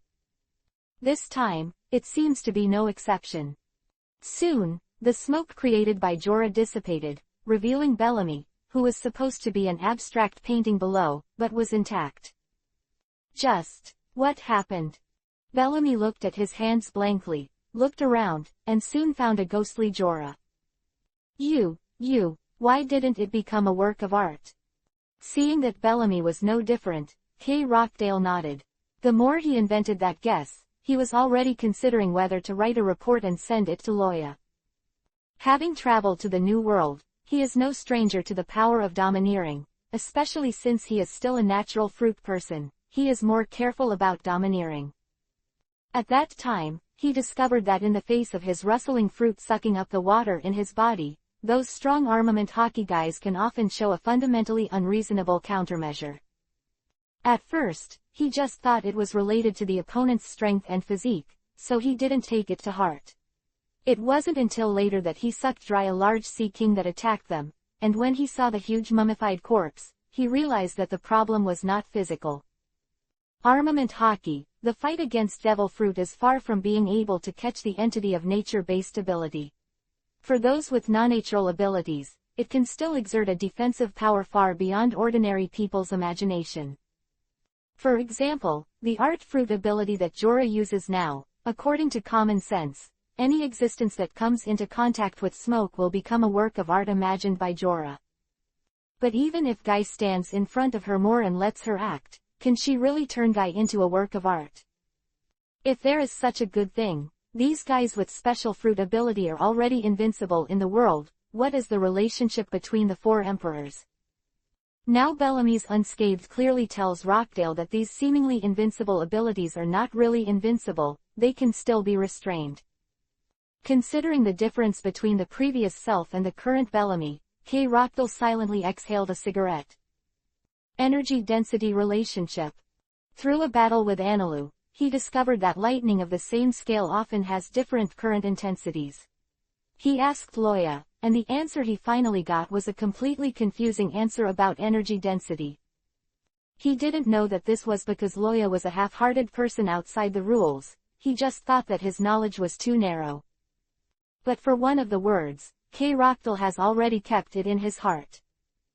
Excluding attribute restraint, high concentration energy is difficult to destroy by low concentration energy. In other words, high concentration energy can naturally defend against low concentration energy attacks.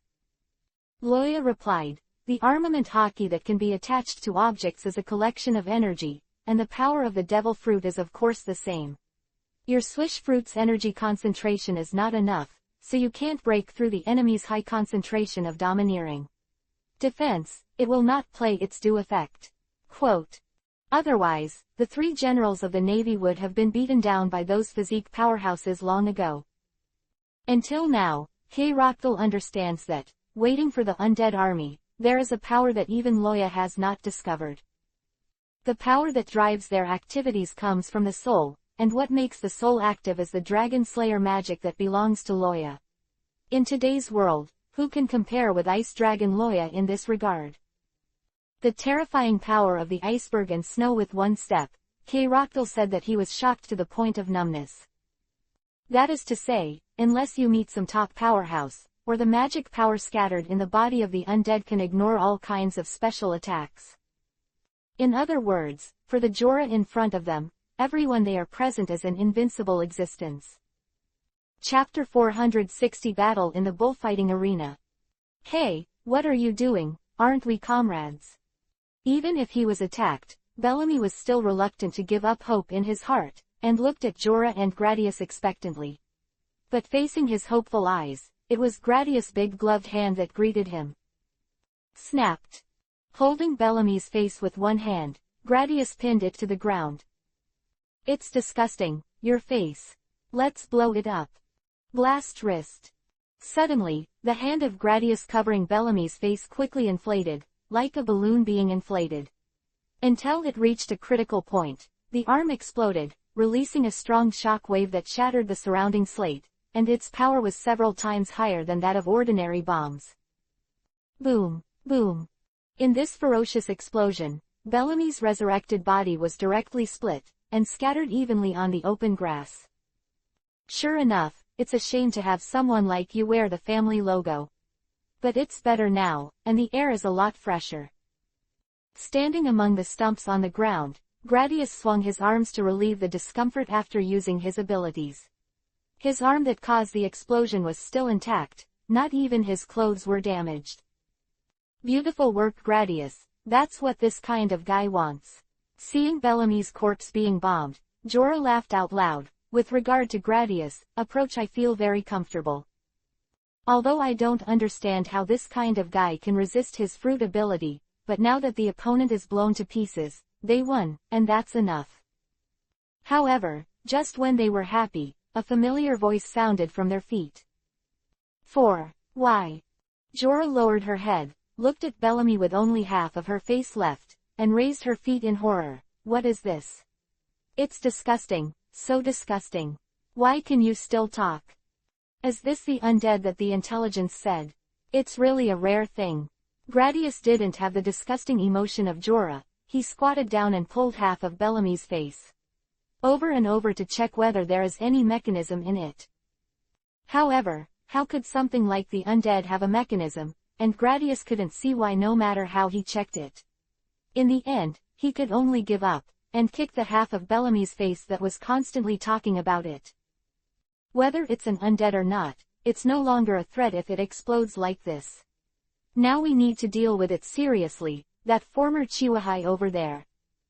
Gradius said to Jorah, and then resolutely charged towards Krokdar, who was slaughtering Don Quixote's soldiers. While sprinting, his arms swelled up, and he seemed to be ready to repeat his old tricks, blasting K-Rockdal like Bellamy. It's so boring that you just finished halfway through the show. Krokdar snorted angrily at Gradius' actions, and blocked Sasori's poisonous sting between the two with his backhand. The swollen arm pressed against the Sasori sting, and an earth-shattering explosion followed. Boom! Raising knives and slashing, the tireless undead army mechanized and repeated this action, smashing the enemies who were trying to resist to the ground, and the legions that followed later stepped on them into flesh. Dressrosa's curfew was finally lifted today. After 12 o'clock in the evening, there are still so many living people roaming the streets. It is definitely an unprecedented grand occasion since Doflamingo settled here. Drake led his subordinates all the way forward, fighting while heading towards the toy house. Although the salted fish has been salted for many days, he still remembers the positions of several key targets of Dressrosa clearly, and there is no problem of getting lost. There, saw the trespasser. Kill them, don't let them go.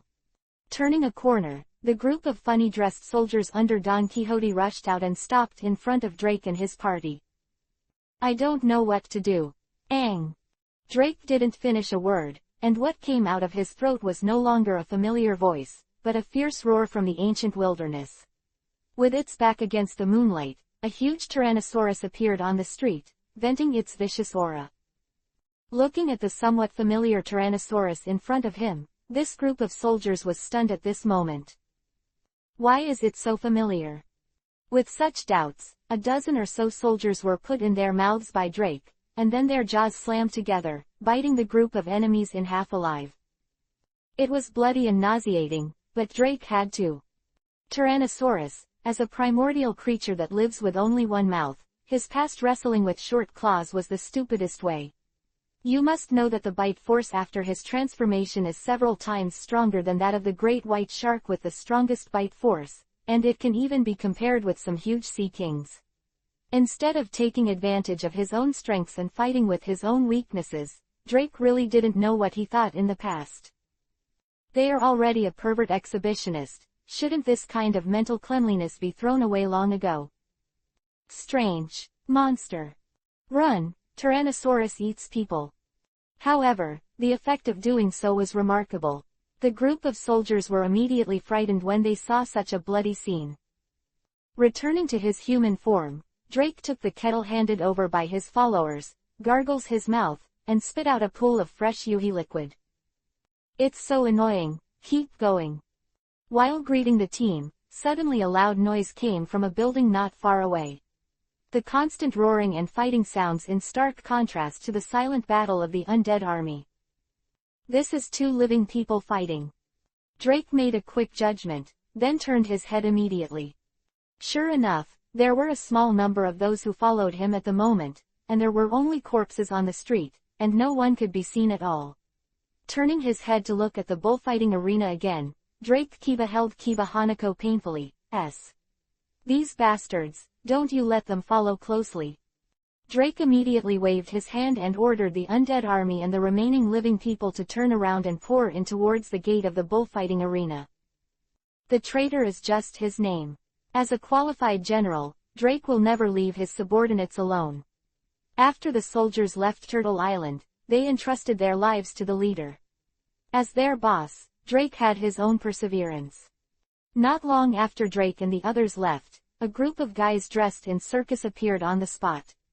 They looked around, but they didn't find their boss. This situation seems to mean that we have lost track, right? Well, I think so too. I said I should turn left, you don't believe me. Now, where did Boss Drake go? It doesn't matter, the target is the toy house anyway, and you should be able to meet them there.